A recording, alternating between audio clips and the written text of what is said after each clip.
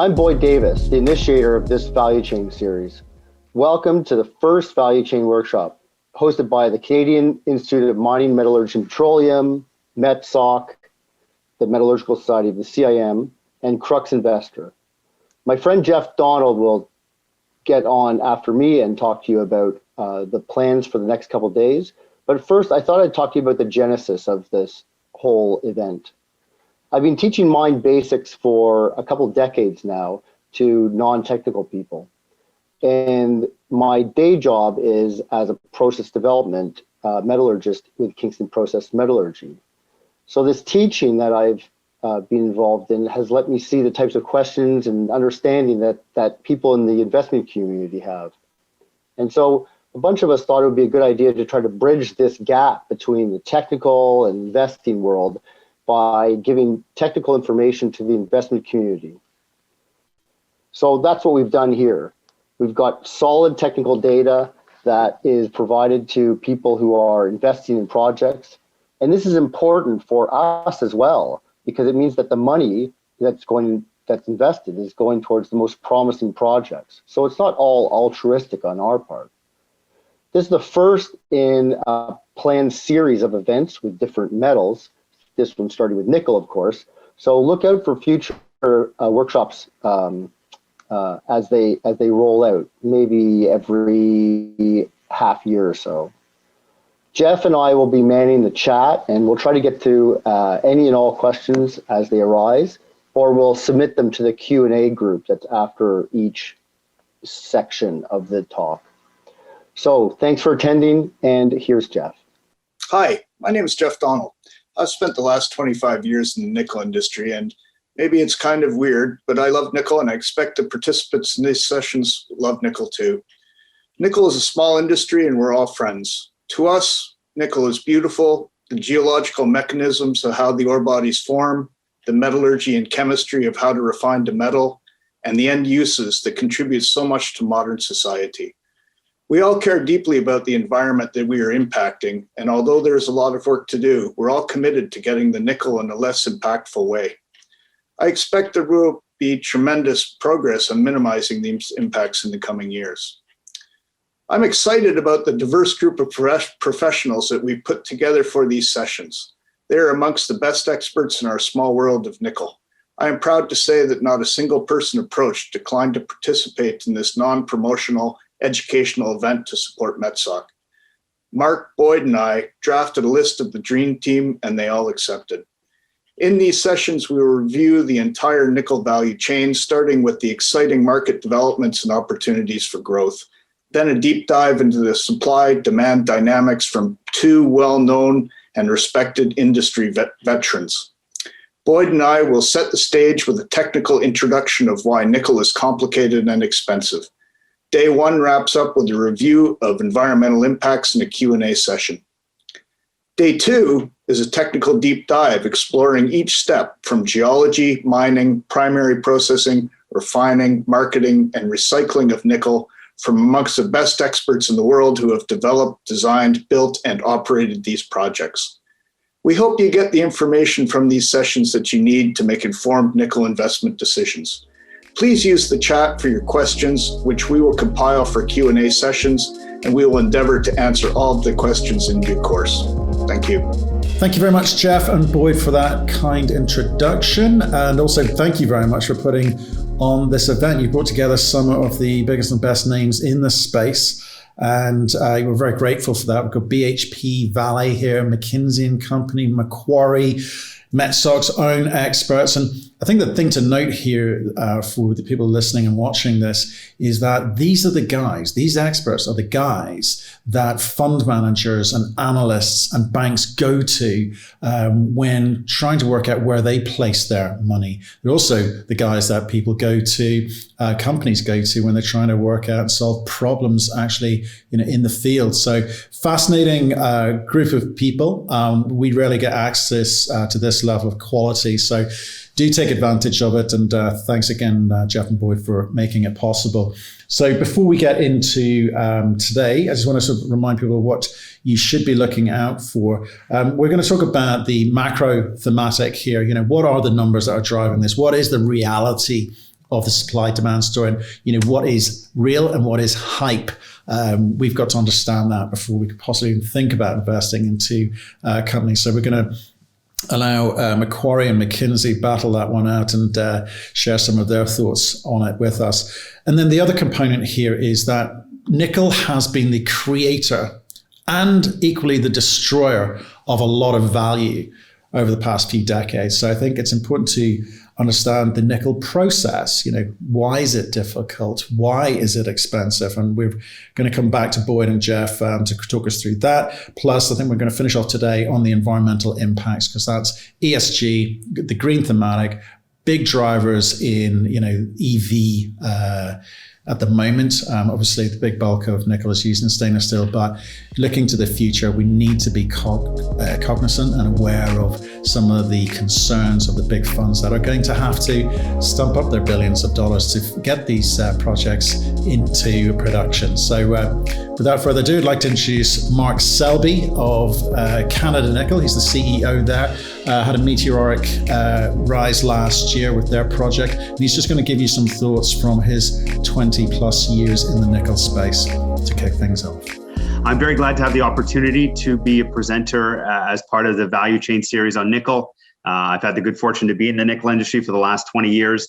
And over its century as a metal, it has had some serious highs and some serious lows for nickel investors. And I'd like to talk a little bit about that history and set the stage for some of the other presentations that you're going to see later today.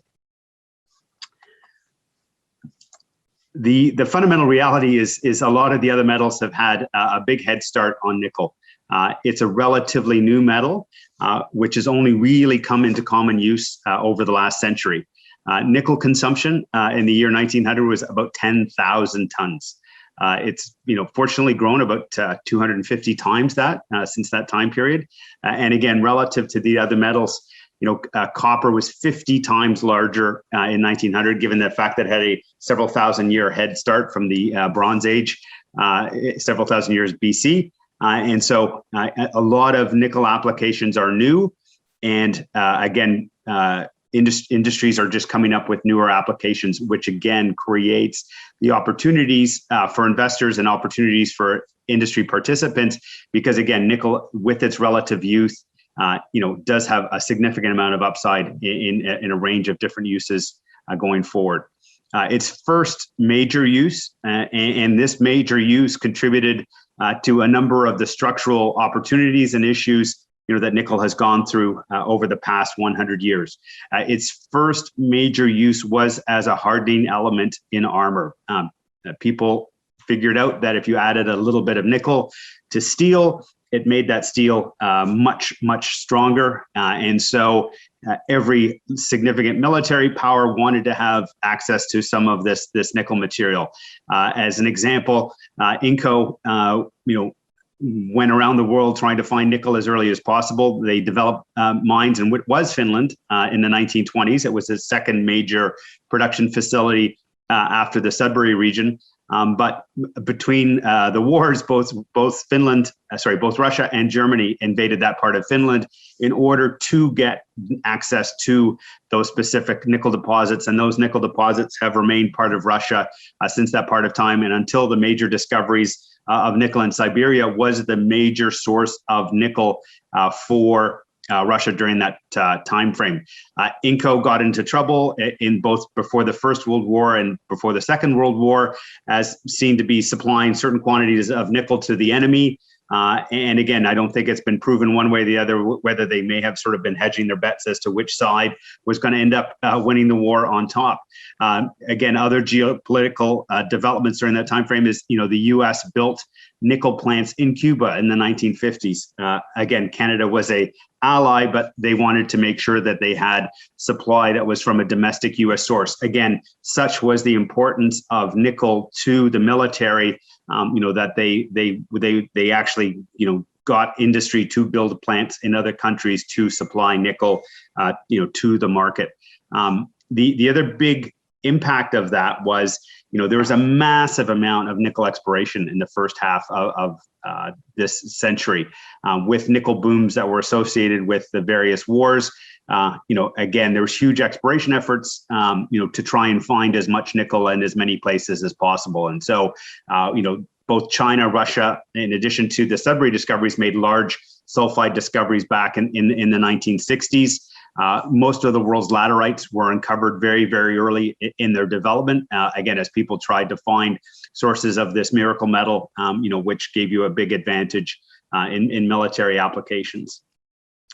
What's been interesting over time is that, and again, this is, I think, a key theme as you go through it and look at investors and, look for those opportunities to, get those outsized investments going forward, is that, there's been significant new uses and significant new market shifts that emerged over time. And those companies that have seen those shifts coming and done a good job in terms of positioning themselves to take advantage of it, have created a massive amount of value. So as I said, the first use was really around military armor. Inco spent a lot of time developing peacetime applications for all this capacity it built for war. One of the new innovations in the 50s and 60s was stainless steel, which has driven nickel demand very significantly and will be discussed in later presentations. And now we're seeing a whole brand new category of use around EVs. Inco needed a new nickel copper process to tap Sudbury. It developed it, and again, was a thriving company during the early part of the century. Tsingshan, most recently a Chinese company, they were a small regional stainless steel producer in 2005. Today, they are the world's largest nickel producer. They are the world's largest stainless steel producer. And, if you look at the read-through value from their nickel mines joint venture partner, who's publicly traded part of some of their operations, they'd have a market cap today of over $50 billion and would be, one of the leading mining companies in the world today. And again, all of that happened in 15 years, all of that with nickel. And again, what it came down to was, developing new process tweaks in a market that was shifting and being the first to shift. So again, as this new EV supply chain emerges, who's going to be the Inco or the Tsingshan equivalent of this next new market development? In terms of Inco, again, in terms of, how much value can be created by being a player in the nickel space. Inco was one of the first companies in the Dow Jones 30 when it went from 20 to 30 companies. That's the scale of the company that it had become in just a few decades. It held the record when it hit its peak market cap proportionally in the late 60s, where it was the largest share of the overall TSS index in the late 60s, which was held in place until the early 2000s when Northern Telecom during the dot-com boom surpassed it. Again, that's the scale of how much value could be created in this market. It was interesting, Inco, with help from Morgan Stanley, did the first ever U.S. blue chip hostile takeover of a company called Energy Storage Batteries, ESB, in the early 70s. Again, it was a battery company that had potential for electric vehicles. It's taken a few more decades and a few more generations of batteries to actually see that happen. But, again, that's the kind of, value that's floating around this metal. Again, it was acquired in 2006 for $17 billion. Again, on an inflation-adjusted basis, not that much higher than its peak back in the late 60s. But again, the scale of what value can be created. Poseidon Nickel, again, any Australian from that time period knows that name very, very well. In just 6 months, it went from 80 cents a share to $280 a share. So again, you can have a 10 bagger or 20 bagger, which most investors would be very excited about. When you end up with a 350 bagger, that's in a whole other class by itself. And again, like a lot of hype, it came crashing down and it was bankrupt less than 5 years later. The key lesson here for investors, it was one drill hole. It was one drill hole with one high grade intersection. And again, like a lot of time with nickel, you may get a single high grade intersection. What's very difficult is to put a large resource around that, so that 4 or 5% interval ended up being about, it translated in about 5 million tons at about a very average underground grade of about 1.5% nickel being mined. what sets the stage and what creates the platform for significant opportunity is we've had, in reality, very, very few new major discoveries over the last decades. When those get timed with the big shifts in the markets and these super cycles that we see, they again create significant opportunity. And I've talked about Tsingshan's, being able to go from basically a very small company to one of the world's largest mining companies in just 15 years, just off the back of nickel and stainless steel. And so again, as an investor, nickel super cycles are much more pronounced than most other commodities. So again, don't get caught in the hype, buy closer to the bottom and make sure you're selling when you get to the top. You'll never know exactly when that top is, but sell into strength and don't get caught in the hype. That's true for any metal, but again, with nickel, with its very pronounced cycles, is a critical thing to do. Again, because new discoveries come in short supply, when you do make one and are able to use that as a base to build companies, we've seen in multiple cycles in the 90s, the 2000s and 2010s, companies that, within a very short period of time, create billions of dollars of market cap in a short span of time. So, again, the key message here for investors is that new nickel discoveries can generate real value. Unlike other metals where you might be getting a much larger set of discoveries happening each year, in nickel, you're effectively getting one or two good sulfide discoveries per decade. On the flip side, and why you need to be especially cautious, and a key part of why we're having this session today, and some of the subsequent speakers will go into some of the more technical detail as to why this happened. We've seen massive failures. Laterites, we've had literally 3 strikes in the late 60s, early 70s, when the first round of laterite projects were really developed.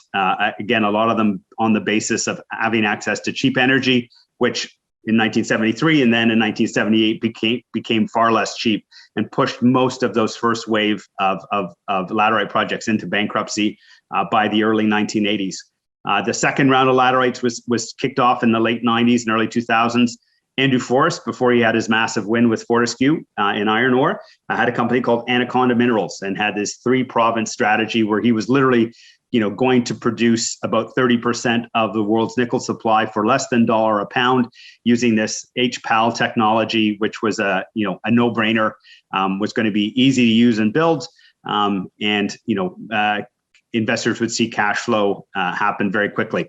Again, Anaconda had a great run during that time. Again, Anaconda, Cause, and Boulong, which are 2 other projects that were also built at the same time, all ended up in bankruptcy, and it took Glencore several years later to pick up that asset, for basically pennies on the dollar to get it working.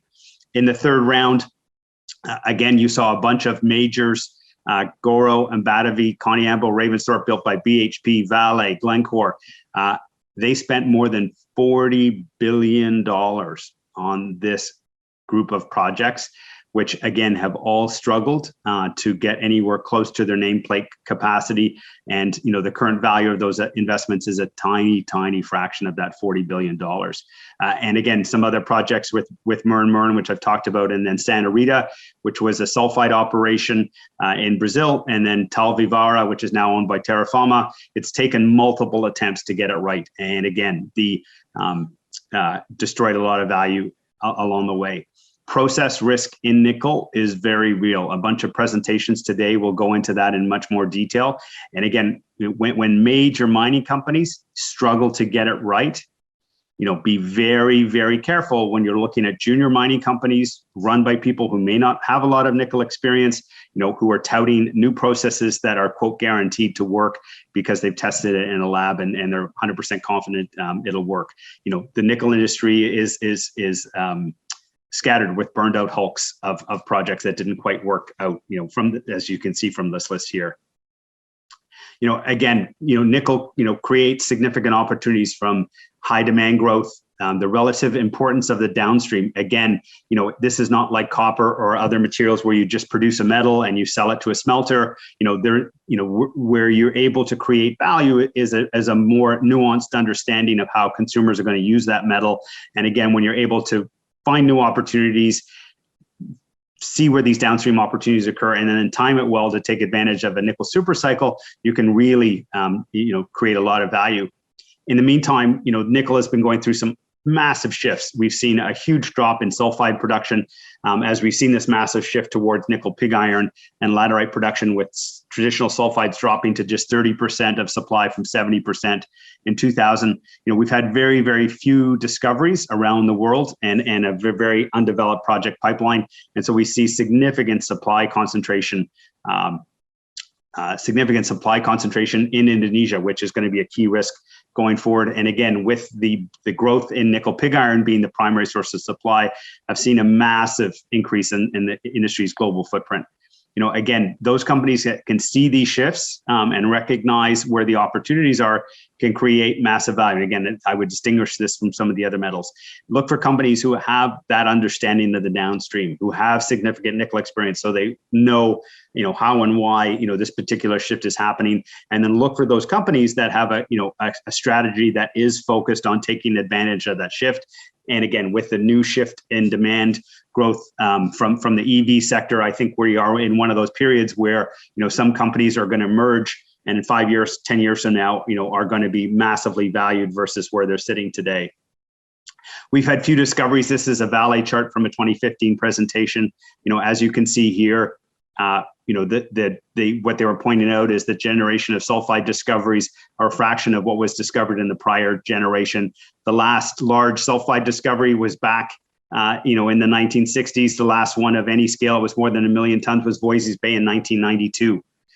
On the ferronickel, on the laterite side, again, as people went out to go find nickel for military applications, they aggressively explored places where you could find nickel laterites in various locations around the world. And again, the last high-grade laterite discovery, which is north of 2%, was in the early 80s in Burma or Myanmar with Tag Hong Kong. The last wave of development in the mid 2000s basically got the last of the high grade discoveries built, and we haven't had anything to backfill it. As a result, we're seeing massive nickel concentration. You've got Indonesia, Philippines, and New Caledonia controlling over half the market. Again, that's comparable to where OPEC was at its peak in the early 70s. So are we going to see an ONEC in our future? The carbon footprint of supply is massive. So what we saw from nickel pig iron in Indonesia, which has been the bulk of supply growth the last 5 years, and will be the bulk of supply growth for the next 5 years, has a massive carbon footprint associated. And our Western consumers and our EV consumers are going to be willing to have that kind of EV footprint for the material they use. We're going to need a lot of nickel, again, with the demand growth that we're seeing from the EV sector and trend demand growth. We think nickel demand will peak out at will reach 5 million tons by 2030. That's double where we were a few years ago. And again, there's nowhere near that amount of supply, particularly outside of Indonesia, to be able to meet that demand. Our next speakers are Ken Hoffman and Jim Lennon, who are two of the world's leading experts on nickel markets. And I think it'll be a very interesting discussion. And I look forward to the Q&A and panel discussion after those presentations. Thanks again for the opportunity. And I hope you found the session valuable.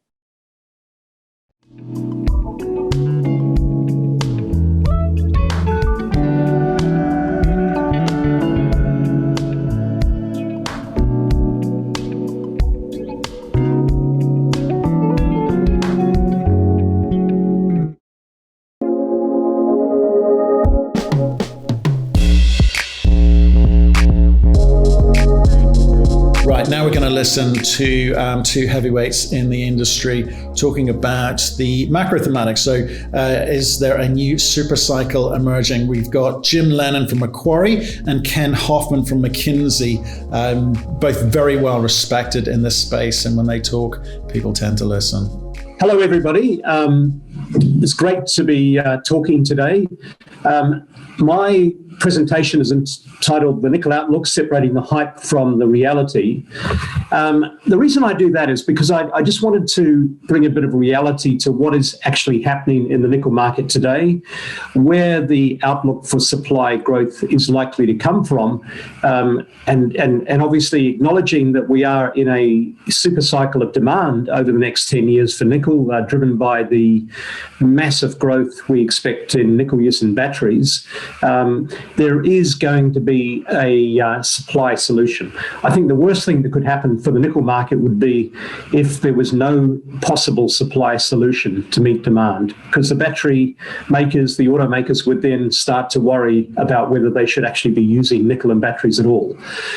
I come to you with 40 years background in following nickel at CRU and at Macquarie for 20 years. I'm now a consultant to Macquarie since 2013, but still very actively following the nickel and other markets.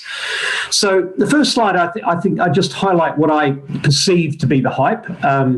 Some of the other speakers may disagree or have a slightly different slant on it. But, you know, the three elements to the hype really are that nickel prices, as opposed to demand, are on the verge of a massive super cycle, similar to what happened in the 2000s when nickel prices went briefly above $50,000 a tonne. And that's due to the massive growth in demand from the electric vehicle market and the impending shortage of nickel. The second part of the hype is that only Class 1 nickel or low-carbon Class 1 nickel can be meeting that demand. And certainly a lot of the proponents of this also suggest that sulfide ores rather than laterite ores will be the source of that growth. Third part is what level of nickel price is needed to incentivize investment. I think if you look at these conventional sulfide projects, they certainly need something plus or minus $20,000 a tonne as a long-run price, or a price approaching that level or even exceeding that level for a number of years to really persuade the banks and other investors that they should be investing. In my view, the reality of the nickel market is, the first part of that is the nickel market is oversupplied, at least until the mid-2020s. We don't see any shortage of nickel emerging anytime soon. I also believe that the bulk of the battery demand growth has to be met from laterite ores. It cannot be met from sulfide ores because there's just not enough sulfide deposits out there to meet anywhere near that demand growth. It's either going to come from high-pressure acid leach projects, HPAL projects, or the conversion of nickel pig iron or ferronickel into units suitable to make batteries. And most of this supply growth will come from Indonesia. The other thing I think is the reality is probably these projects require incentive prices somewhere near $15,000 a tonne. Today's nickel price trading between $17,000 and $18,000 a tonne is adequate to incentivize enough supply, in my view. The other thing I'd just like to highlight is that expensive Class 1 nickel metal is probably the least preferred nickel unit for the battery market. And the reason for that is you've got to pay the LME price plus a premium, plus a conversion charge to dissolve that into a nickel sulfate. And that is the most expensive route. The other routes, the intermediate routes, the scrap routes, the conversion of NPI, actually require an incentive price which is slightly less than the LME price, or definitely less than the nickel sulfate price. So in my view, that you're barking up the wrong tree if you think Class 1 nickel is the solution to the nickel requirement for the battery market. And the final point I just want to show is that there are just simply not enough sulfide projects out there to meet anywhere more than 10 to 20% of the projected demand growth in batteries out to 2030. So moving on, if we look at the nickel price, it's had a bit of a roller coaster in recent years. Prices rose dramatically in 2019 following the decision by the Indonesian government to ban exports of nickel ores. That was subsequently followed by a mini collapse in prices, obviously triggered by COVID-19 and particularly the impact of the demand collapse in China in the first quarter of last year. Then we've seen since then pretty much a steady, strong recovery due to the recovery in the global economy. Then in March, Tsingshan, the Chinese Indonesian nickel producer, announced that they were were planning to convert nickel pig iron into a nickel matte to make a product for the battery market. And that caused quite a flight of investor confidence, investors out of the nickel market. Recently, the nickel price has started to recover again, and it's probably driven more by the huge increase we've seen recently in copper prices. The first point that I think is very important in this whole discussion is what nickel price are we talking about? There are three major nickel prices. The next chart just shows the development since the start of 2020 in daily prices for nickel sulfate, the LME nickel price, and the nickel pig iron price. And what we've seen is a significant gap open up between those various prices. And why is this important? It's important because at the moment we've got a $4,000 gap between the nickel pig iron price, which is at a $2,000 plus discount to LME, and the nickel sulfate price, which is almost $2,000 premium to the LME. Recently, it's got as high as $5,000, $6,000 premium. That was a very temporary situation. But what we do see is that this gap between the various prices, which has opened up, and the reason why it's done that is because obviously demand for nickel sulfate, which is used in the battery market, is booming, and the supply of nickel pig iron units is exceeding demand from the stainless steel sector. So we've seen this significant bifurcation of nickel pricing, and that has opened up an opportunity to look at the conversion of nickel pig iron or even ferronickel units into a product that can be then used to make nickel sulfate. And that conversion gap is vital in determining whether this will happen. Moving on to a quick review of demand. Last year, stainless steel accounted for over 70% of demand and batteries accounted for about 8%. So what we do see is that stainless is about 9 times bigger than the battery market at the moment. So the real driver of nickel in the short term remains the stainless steel market. The impact of batteries will be felt more and more over the next few years.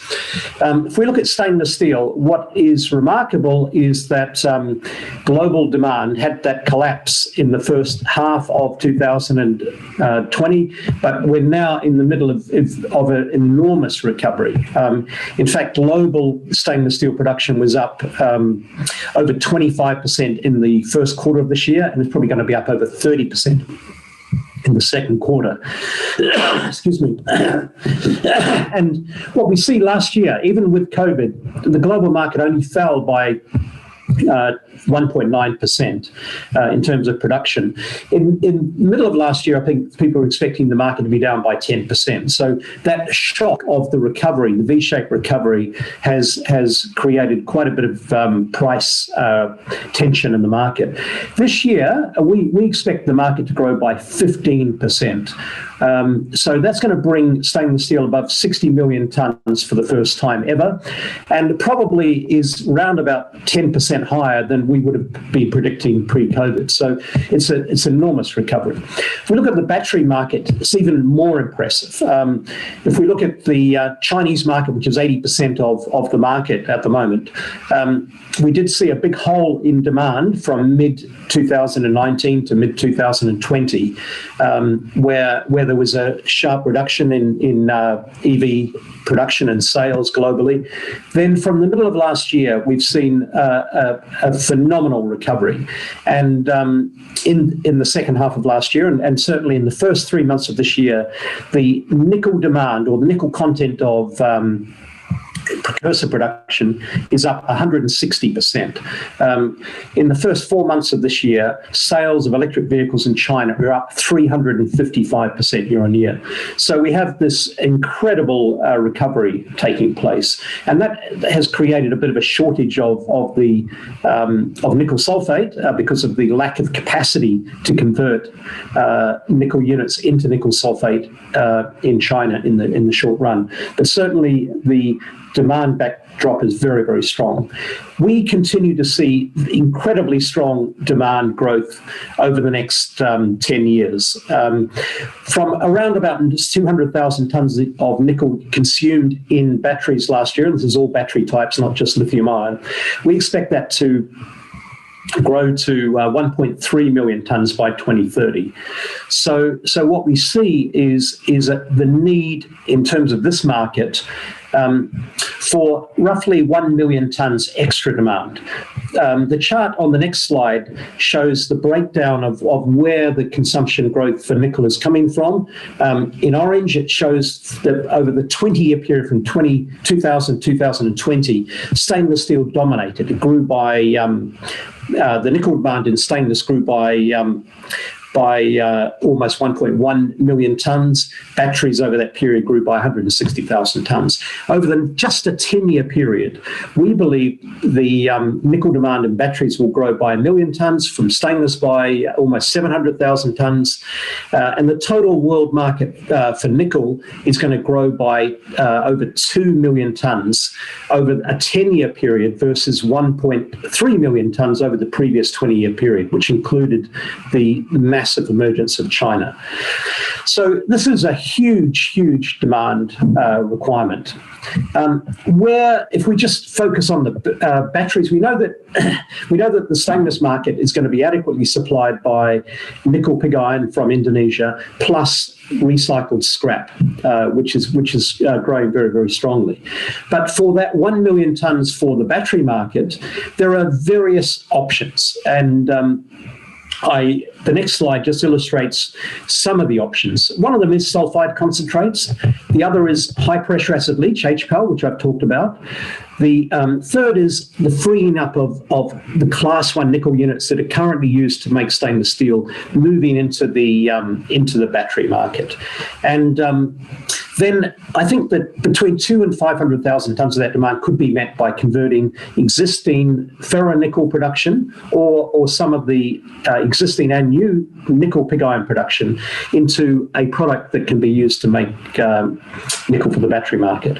And recycling and crude nickel sulfates make up the other supply sources. So if we compare the likely growth in supply over the next 10 years versus the likely growth in demand, our view is that the nickel pig iron ferronickel conversion is not an option. It's got to plug the gap. There's just simply not enough high pressure acid leach projects or sulfide projects to meet the demand. You know, I'm probably on the most optimistic scenario. We could get 500,000 tons of HPAL projects and maybe a couple 100,000 tons of extra sulfide ores. And that's simply not going to meet demand. So it's not a question of whether it's an option, it's a question of it's a necessity to meet demand. And I think that's probably the number one message I'd like to get across to people listening today. If we look at the breakdown of nickel supply since 1990 by ore type and by process, the reality is actually that sulfide production back in 1990 versus 2020 has probably not changed very much at all. It's around about 750,000 tons a year.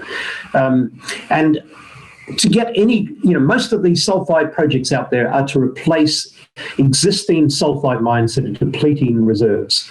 So the sulfides are really not cutting the mustard in terms of supply growth. If we look at nickel pig iron in a bit more detail, we've been studying what's happening in Indonesia in a lot of detail. And what I can tell you is that our assessment of capacity based on announcements is that from 2017, about 350,000 tons of capacity was in place. By 2023, there's going to be over 2.3 million tons of capacity in place. So just one country, Indonesia, one product, nickel pig iron, is likely to add 2 million tons of capacity. To put that into context, the current world nickel market is 2 million tons a year. The number of furnaces devoted to nickel pig iron is likely to, with the end of last year, is about 100. By 2023, it's going to be well over 200 furnaces. I must say that every time I speak to my contacts in Indonesia, we find new projects, I raise these numbers. These numbers are not moving in a downward direction, in an upward direction. And pretty much every forecast made by any analyst over the last 3 or 4 years, at the start of the year versus the end of the year, has been upgraded. It's not a question of being overly optimistic. It's a question of being overly pessimistic about the pace at which the supply is growing. The next slide shows the other projects, the HPAL projects, and some of the MAT conversion to NPI. Out to 2025, we can identify around about 300,000 tonnes of planned projects to convert MAT, into NPI, and probably about 150,000 tonnes of new HPAL projects. I think the capacity is more than that, but that is a realistic assumption. All of that is in Indonesia. Post 2025, we can identify other projects as well, another 250,000 tonnes of HPAL. So the total HPAL that we think is realistically being added to supply is getting on for 500,000 tonnes a year. But that is a real challenge given the history of that process. In addition to that, there is some talk about deep sea mining of nodules. And I've just listed one project here, Deep Green, 119,000 tonnes a year. I should add that to get to that 119,000 tonnes a year of nickel, obviously there's lots of other metals involved in that, and their cash costs for nickel is, net of byproducts is probably zero or less than zero. But the capital requirement is getting on for $7 billion. So this is a real challenge.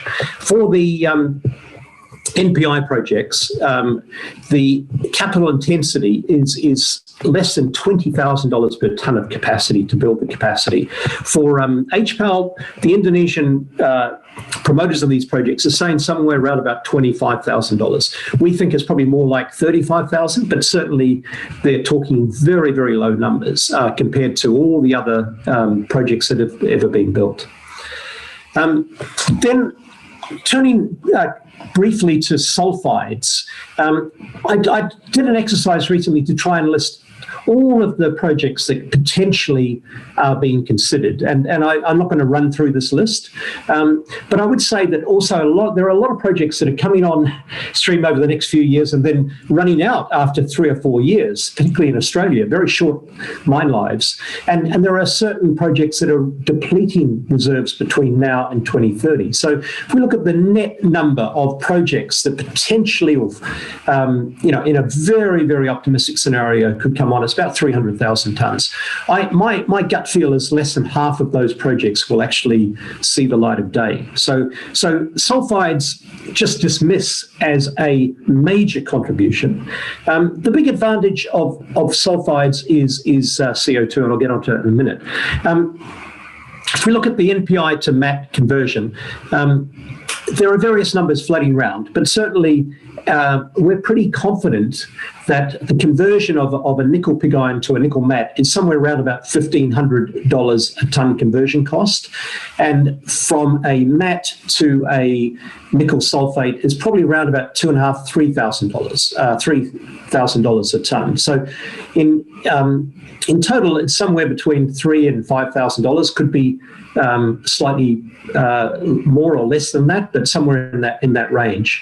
And that is really the challenge for the industry. If the industry needs those nickel sulfate units, it will create a premium that incentivizes that conversion. If it doesn't need that, the premium will probably be lower. But our view is that is the incentive needed.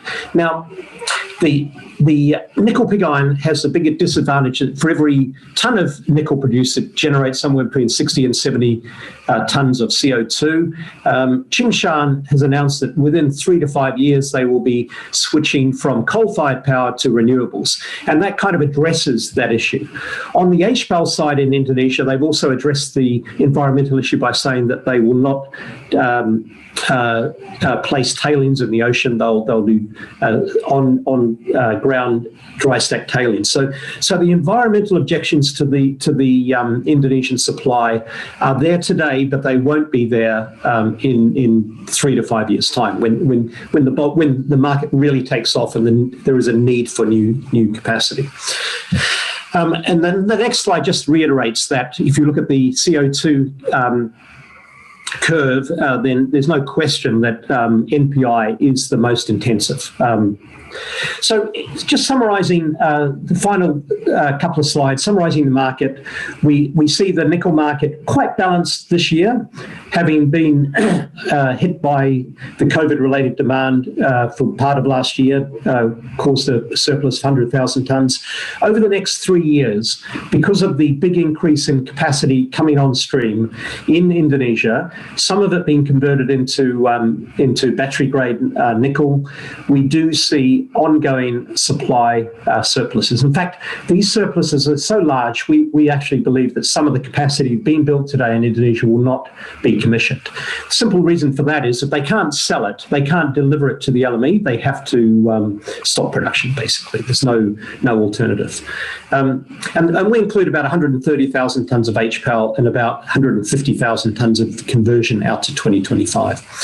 If we look at the nickel market supply-demand balance and demand, what we do see is a first half 2021 deficit emerging because of the 20% plus growth in nickel demand we're currently experiencing in the first half of this year. By the second half, the year-on-year growth rates will be slowing and the supply will be accelerating, and then we see the market moving into surplus. So this deficit we see at the moment, which is very supported prices, we see as temporary. So just to wrap it all up, I won't read all the words on the slides, but essentially we do see the major growth in nickel pig iron as a major event for the nickel industry in terms of moving the market from deficit in recent years to surplus. We see the growth in nickel demand from batteries being the major driver on the demand side. And while there are challenges, we don't see enough projects for sulfide ore deposits to come on stream. We see HPAL as quite risky in terms of commissioning because of the historic commissioning problems for HPAL. So the market needs conversion of nickel pig iron and ferronickel. And I think the issue is whether the market will then force the producers to go to a more green solution. And we can talk about that more in the latter part of this conference. But I would finally say that there will always be a place for green nickel concentrate projects. But it's not the solution to the large-scale growth that's needed by the market. So I just wrap it up there and look forward to the discussion. Thanks very much. Hi, my name is Ken Hoffman. I am a senior expert at McKinsey, and I run our global EV battery raw materials group, which really looks at from the mine site through to the entire value chain, the battery technology, the cars, and the recycling of the batteries at the end of life. And I'd like to talk a little bit today about how that impacts the nickel industry. One of the most interesting things I think you should know about, batteries and EVs, et cetera, is yes, the growth has been spectacular. And, we've all known that. But what do people actually want in an EV? And why do they see this growth looking so fantastic going forward? Is people want the same thing they're getting from their internal combustion engine. So we actually survey about 15,000 people around the world. And it doesn't matter whether you're in Norway or you're in Iowa or you're in Tokyo, you want the same functionality of your car today. So how do I get functionality, and what are those functions that people really want? Number one, they want the same range. That range is about 600 to 900 kilometers. Number two, they want recharge time, which today for a gasoline vehicle, depending on how quick your pump guy is, it's probably 6 to 8 minutes.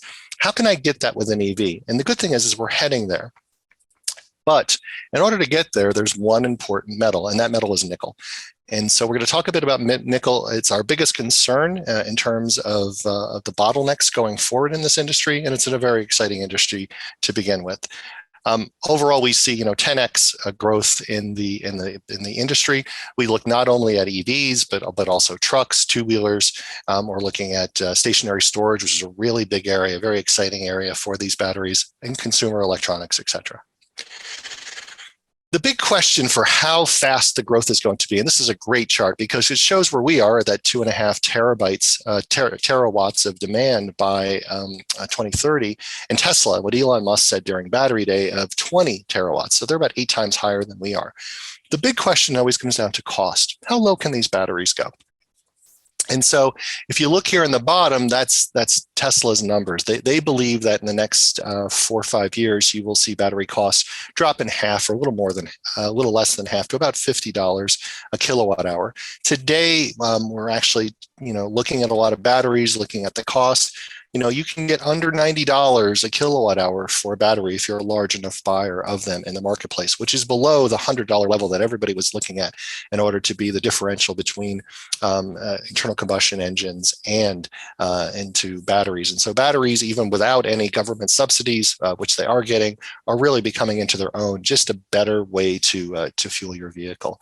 However, we don't believe that Tesla will get everything that they're thinking about in terms of battery cost. Our average case is about $85 average for the industry by 2025, with potential that we did look through everything that Tesla said. We think they have a pretty good run rate to get down to about $70 a kilowatt hour, still continuing dropping of that cost there. This is battery sort of 101, and I don't want to get too deep into this, but there's been a very significant move in battery technology over the past decade. Remember, a decade ago, this industry didn't even really exist. What's interesting, what's been going on in the industry, has been a change to the cathode material. So battery is pretty simple. You have an anode, you have a separator, and you have a cathode. The cathode material has been where we've been trying to get better energy density. That energy density is going to give you longer range, and in many cases, it could get you faster recharge times as well. And so you've seen a number of the energy densities going forward here sort of move towards, well, let's look at a cathode. What holds the electrons? What holds the electrons best in a cathode is nickel. Nickel is a great material in that when electrons enter it, it loves to take them and it loves to give them up just as fast. And that is really great for a car battery. You want it to charge fast, so you want it to take those electrons fast, and then you also want it to give it up quick when you hit that pedal to go over. And so we've seen a movement to more and more nickel in that cathode. It's tricky business, but we've been able to do it. And best in class today, you have over 90% nickel and less than 3% cobalt. Remember that cobalt's really there to stabilize the cathode. It's not really there to take electrons. And so that's been the movement. You may know that you've heard of something called solid state. Solid state actually doesn't really change the cathode. It actually changes, for the first time, we're looking at increasing the anode.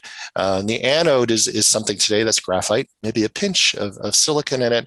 But we're actually trying to take that graphite away and replace it with something. Could be silicon, could be lithium metal. What that does is it takes a lot of the weight down. Graphite's about 40% of the weight of the battery, so it makes that battery a lot more energy dense. But also, since you charge through the anode to get into the battery, it's talking about fast charge. And so a lithium metal anode could be really interesting because you could see super fast charging in the few minutes type of area. Again, the cathode material still will be that high nickel battery. And so that's really positive for the battery industry. This shows sort of over time how we've been able to increase energy density. And again, the energy density pretty much follows along with cost. The more energy dense you have generally, you can start to lower your cost, particularly when you mass produce these batteries. And so we've seen sort of going from what LFP batteries, which are still important in the market today, to the NMC batteries with 80% plus nickel in them. And those are really interesting batteries there. And that's what's been the market over the last few years and will be for the next few years. This is a very busy chart, but just showing that there will be many different battery chemistries going forward. There won't be one battery chemistry. There will be many battery chemistries. Part of that issue is nickel again. LFP batteries have made a comeback. LFP are iron batteries. They don't give very good density, but what they do is they give us optionality to not use nickel. And so what the car companies, particularly in China, have been very good at, and Tesla as well, is they've taken all the packaging away from the cars, so where they could first put 50 units of, say, LFP battery, and today in that same space, they can put 100 units of LFP battery because they've taken all that packaging away. So you're not really seeing a better LFP battery, so to speak, but you're seeing a lot more chemicals in the same space. And again, that gives you just enough of that range that you need to sell those vehicles, particularly in markets where you don't need a lot of range or you don't need a lot of power. And so we do see sort of options here going forward with in terms of some will be heavy nickel batteries, some will be nickel manganese batteries. Manganese will be the material that the industry will try to do to supplement nickel, and you will see some iron batteries in there as well. How do I look at this from a company standpoint? If I'm as an investor and I want to look at this value chain, and it really doesn't matter which metal you have, whether it's nickel or lithium or other things, you have to be part of the value stream. Companies who supply the EV battery industry in particular, they have to be part of that value stream because the chemistries are so difficult to make. It used to be I'm a commodity producer. I just produce a commodity and someone will buy it. It doesn't work in this industry. I actually need to have partnerships. So I'm going to look for those companies who are developing those long-term partnerships down that value stream with the cell makers, with the OEMs, because that is going to actually get me a lot of value. The lithium industry just learned that in a very big way. We've gone through a very cyclical depth and peak for the lithium industry over the last 4 or 5 years. The companies who wanted to be merchant providers, just be low cost, someone will buy our material, a lot of them almost went to bankruptcy. Whereas the ones who sort of had long-term deals with companies didn't see the high margins at the top of the cycle, but at the bottom of the cycle, their margins held in pretty well. And so you really want to be part of that value chain, not only to provide what material the industry needs today, but going through all those different chemistries I talked about before to provide the material for the future. And so that's what's really important. You do want to be as low cost as possible. You can't be super high cost in any industry and succeed. And lastly, ESG footprint. OEMs, particularly in Europe, are being told that they need to calculate all of this CO2, SO2, water usage, et cetera, and every molecule going into an EV. They expect someday to be taxed by the European Union. And so, and the US may follow suit, as may other industrialized countries around the world. If that's the case, how do I get as low of an ESG footprint as possible? And that's localization production, that's working your value chains to make sure that perhaps you're using green energy to produce that material. And that's something particularly for the nickel industry is very important because the nickel industry nickel in the EV tends to be one of the highest concentration of CO2. And that's a big problem. And it could as well be an SO2 issue as well. So sometimes you'll hear, oh, Indonesia is going to produce all this nickel for the industry. We don't have to worry about it. You do, because it might not be that no one can buy that material from you because it's too high of an ESG impact. I'll talk a little bit about supply, and I'm sure Jim and I will have a nice little debate about nickel. You can see that I'm actually very constructive on the nickel industry. We believe the lower the nickel price goes, actually the faster battery demand will go. And if the lower nickel price goes, the faster battery demand goes, that means the nickel price won't go very low. As a matter of fact, we see significant upward pressure on nickel, and we almost don't care how much nickel is supplied to the market. If you look at Elon Musk's number for 20 terawatts, the market would need to grow many multiples of what it is today, which would be very, very difficult. And probably the reason why Tesla has been the most vocal out there as saying about nickel being a big problem in the marketplace. But we do separate here at McKinsey Class 1 and Class 2 nickel. I know that can be a little bit controversial to some, but battery companies can have almost no parts per billion of iron, particularly in their nickel in their cell. And the big problem with Class 2 nickel has a lot of iron with it. There are proposals out there to either use HPAL or to use some new nickel matte 2 nickel material for the batteries. So far, these have not been proven to actually be commercially viable in terms of the new materials that's been coming on in these plants, particularly in Indonesia. However, we hope some of it, at the very least, if not all of it, can come to the market. We're just concerned about whether all this material can appear at the right time. I would have to say, when you look at this, the big fear here is nickel demand from our scenario. Almost all of Class 1 nickel by 2030 will go to the battery industry. If we look at 2020, and we're still figuring out the fine tooth on the numbers for 2020, but close to 200,000 metric tons of nickel in 2020 went to the battery industry. We think this year the number will be closer to 300,000 metric tons. How do we know these numbers? And they're probably significantly higher than some of the other numbers we've seen in the street. We've actually torn turned down close to 15 EVs over the past few years, all the way down to the cell level. So we've been able to calculate the actual nickel content. And what we find is people are extremely low on their nickel content on these batteries that they've calculated with. And so we do think that 200,000 or close to 200,000 metric tons in 2020 and 300,000 metric tons in 2021, with the growth rate that we're looking at today, is quite achievable. And going forward, that number is only going to increase significantly, again, depending on the battery cost. One thing I'll note is that $85 cost that we've talked about actually has significant increases in the price of nickel in particular in that number. We see technology taking that number back down, but we do believe that in our base case scenario that nickel prices continue to rise pretty significantly. One of the ways to see is there class 1 versus class 2 nickel is the differential between the two prices. And this is a chart showing the differentials between class 1 and class 2. And you can see really when EVs started to take off, really in 2020, about mid-year, you started to see a huge increase in EV demand, really starting in Europe and then moving over to China, that the differential between class 1 and class 2 nickel became amazingly large. And this is even in the face of iron ore prices, which gives you a huge credit going to record levels. So that's been an interesting thing to tell you, that there is a differential between class 1 and class 2, with the main part of the demand coming for class 1 nickel. And it does continue to be our biggest concern that we've seen. And that's really all I want to talk about. It's a quick 14 minutes here. I'm really happy to be having a conversation with Mark Selby and with Jim Lennon, and happy to take any questions that you have and continue on with this discussion.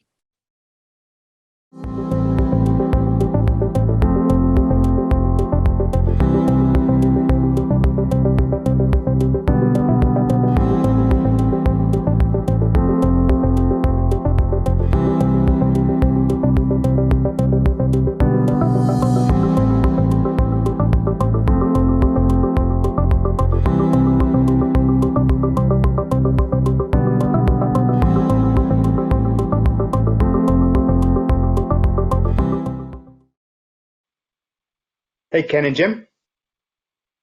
Hey, can you hear me? Can you hear me okay? Good. Yep. Thanks for two excellent presentations. And today we've got a number of questions that have come through the Q&A chat. And I'd like to walk through with them. I think you touched on a number of the most important issues facing the nickel market today. And again, I don't envy your task, because I think the coming decade here for the nickel industry is going to be one of the most interesting, both in terms of upside and downside risk in terms of the market as it evolves going forward. So first off, sort of around that question in terms of nickel versus some of the other metals, I guess first off, this is a two-part question, and if each of you can answer it. First off is in terms of, the importance of nickel relative to lithium, cobalt, graphite, and some of the other parts of the batteries. It seems that only nickel has got much less, nickel got a lot less attention until very recently. And I guess, where do you see sort of the biggest supply concerns, in terms of the markets for those materials versus nickel? So that's question one.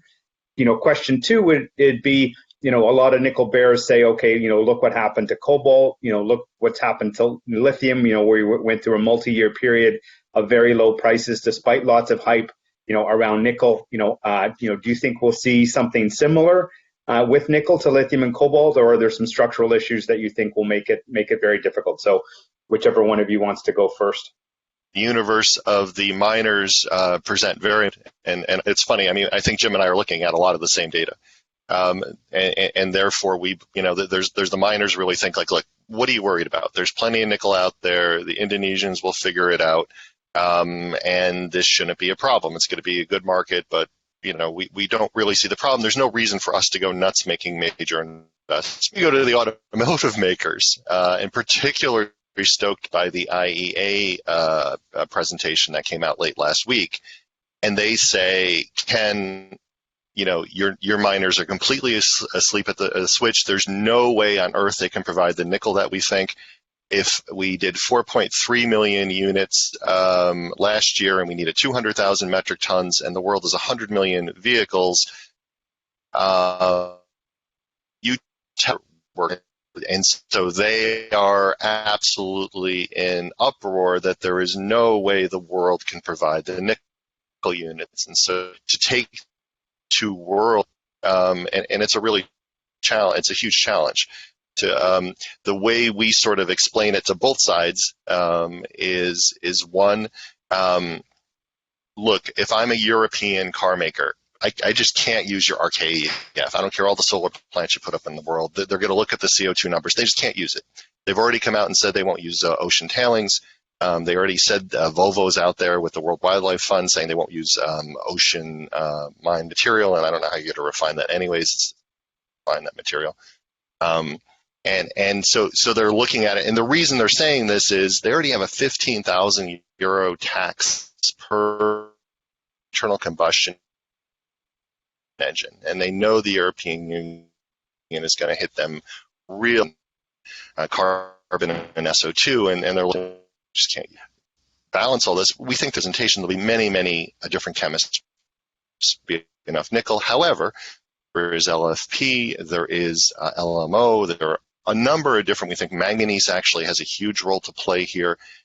This is how we get from 4 million units to 100 million units, 80 of different things. We do think it is good for the nickel industry. You're going to see it in certain green, but it's going to take sort of a whole effort to sort of put all of this stuff together. I think you make a strong case for nickel shortages. Do you see similar concerns around lithium, cobalt, graphite, other materials in the battery, or from your discussions with automakers, are they primarily focused on nickel concerns at this point in time? Cobalt is slowly but surely being moved out of the batteries. Lithium, there's plenty of lithium in the world. And the lithium aspect is going to be, can we refine the right amount? And I think that's for the whole thing. The refineries is the one thing you don't hear many people talking about. So, and Mark, you probably, if you want to get your nickel refined, you really have two choices right now, unless you want to put a couple $1 billion up for your own refinery. Refining issues are going to be a problem for lithium, and they could be a problem for nickel as well, particularly in light of this whole thing. For example, say if you look at Tesla, they want nickel powder. There isn't that much nickel powder produced in the world, particularly at an E. And the reason Tesla wants to do that is they don't want to use nickel sulfate.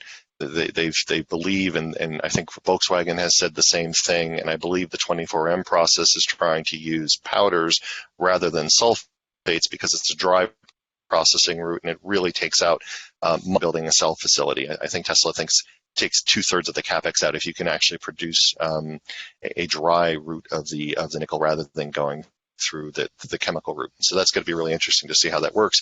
How's this nickel industry going to provide, say they need 1 million tons of nickel powder at an ESG friendly level. That type of stuff, it becomes a challenging question to the industry. All right, Jimmy, you're back. Yeah, can you hear me? Excellent. Yay. Cool. Okay. Good. Those first two questions, I guess, what's your view there? Okay, very quickly. I mean, I think Ken and I agree you need 1 million tons new nickel just for batteries. Obviously, another 500,000 tons for stainless steel as well. Where is it going to come from? It's got to come from somewhere. We can't just invent nickel out of nowhere. We know that, in terms of class 1, so-called class 1 nickel, which is, I assume by that Ken means metal or metallic nickel, there is a limited supply, and it doesn't matter what you do in terms of developing sulfide mines, it's just not going to be enough. So the answer is, if you want those nickel units, they've got to come from somewhere. That's my key message.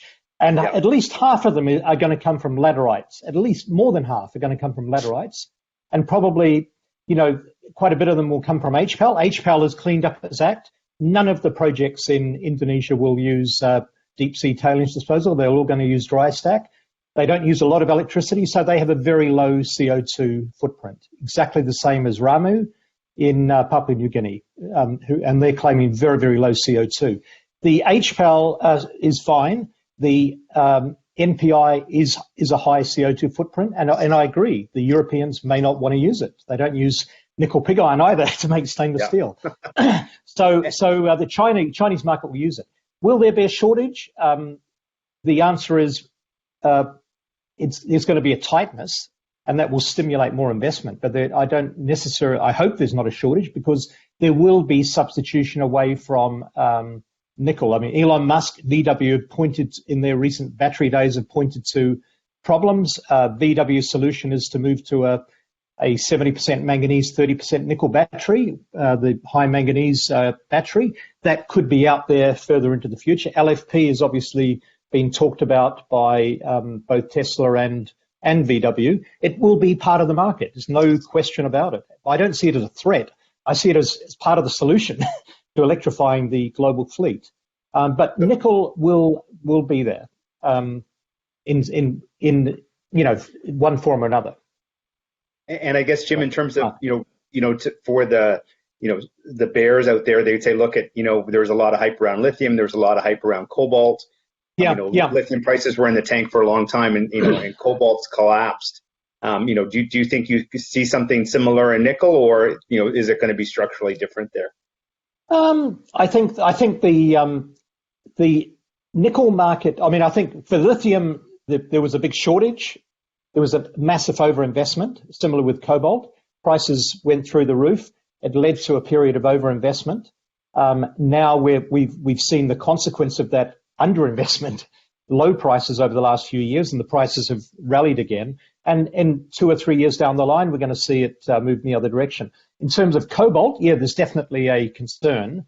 And we are seeing moves to reduce the use of cobalt, but actually the sheer volume of number of EVs being produced means even if you put a tiny little of cobalt in the battery, it's still a lot of cobalt. But I do think that is the risk, that nickel, could see a period of tightness, but then but I don't think we're going to see the prices go to the level that we saw in cobalt and lithium. They went way high.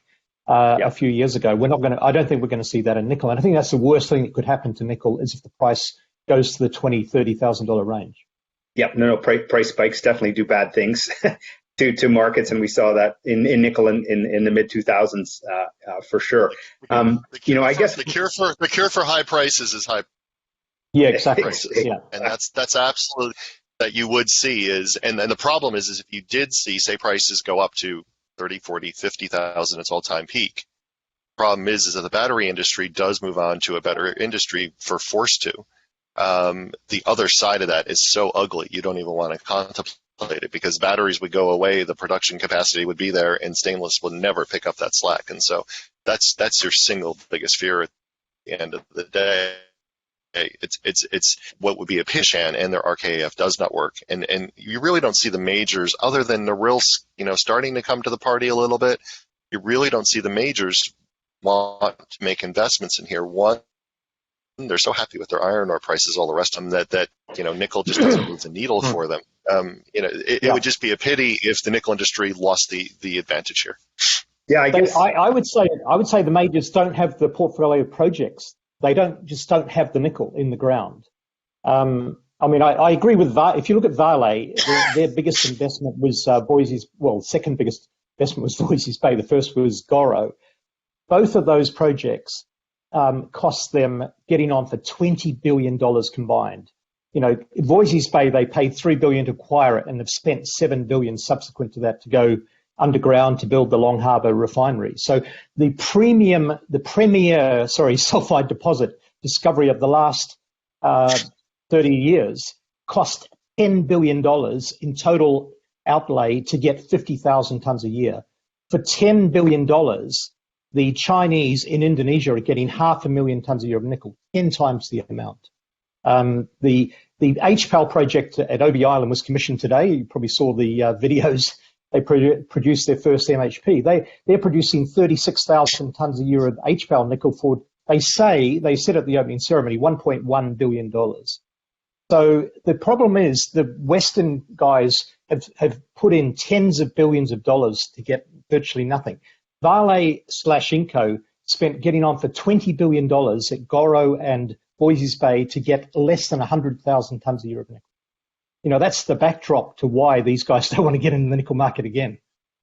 Yeah, so I guess that was you've both answered. Was my next question is Elon Musk very publicly had stated, miners, please make more nickel, and I know from several sources that he actually did call all the senior nickel companies, and the response has been deafening. So there has not been just so little response from the market. We're just hearing crickets. I guess the question though is, again, sort of the other bear's point is, and I know, investors are concerned because every time an announcement on one or the other technology comes out, I get a couple emails from investors. One is around substitution to, is LFP really about stealing share from nickel batteries? Or is it basically, if the car company is being forced to consider LFP where they really don't want to, because they just don't see enough nickel coming? And then the second component, I think, Ken, you mentioned it in your presentation, but I think it's good to reiterate it, is solid state going to change the amount of nickel that's there, or is it basically, going to impact the other part of it, and the cathode is independent whether other parts of the battery are solid state or not? So, yeah, I mean, look, everything that drives batteries is cost. Every car company is sitting there saying, what is the product I want to produce for my consumer, and what is the cost? Now, will you see LFP in a big way in Western markets? Unless you can have a solid state LFP battery, no. Because LFP is just, you're about 170 watts per kilo of density. Your best in class today, NCA batteries are getting close to 300. If you have a solid state battery, you can probably get double that for each one of those. So a solid state with LFP works. The thing about LFP is it's cheaper than nickel. There's no cobalt. You don't have to worry about the DRC. It's a cruddy technology relative, but if it 300 kilometers range, you don't have to worry too much about cold weather charging or discharge. It works. And I think the automakers are just sitting there, they're looking at a portfolio of battery chemistries. They're looking at a portfolio of what they can provide their supplier or their consumers. And they're trying to sort of figure out, mix and match. So you probably see stationary go LFP because it works. If I'm going to have a car that needs, 700, 800, 900 kilometer range and needs to charge in 5-6 minutes, LFP doesn't work. I have to use a nickel area, and cost sort of comes into that. So, I can't see the price of nickel going down very much because if it goes down, you're about, if you're talking about $85 a kilowatt hour of cost, it's about 80 cents for every $1,000 nickel, roughly, about 80 cents for every $1,000 move up or down. So if you went down, 5,000-6,000, well, then that drops at $5-6, and right now the battery industry is sitting there like cars are constrained. The good news for if you're a bear on nickel, the best thing that happened to you is the chip shortage, because cars are sold out globally. There's no battery capacity at all in this world today, and the cars are not being produced, and chip shortages are another big issue that's causing that. Because you'd say, wait a minute, first quarter we were up 100% globally. Ken, you're telling me 200,000 tons of nickel last year. Why aren't you using 400,000? They just can't produce the cars. You're going to see a big slowdown in car production, and so that's going to be it. Now, when does that get de-bottlenecked? That's the chip guys. But the demand is there. It's just a matter of how fast do we get there, and how quickly do we get to solid state? How quickly do we actually drop that cost even further? And that's gonna provide the demand. Okay, Jim. I actually don't think the cost of the nickel and the battery, as Ken has said, is that big an issue. If you've got 40, 50 kilos in a car and the nickel price is $20,000, it's about $800 for the raw material cost. If you double the price of nickel to 40,000, you're at $1,600.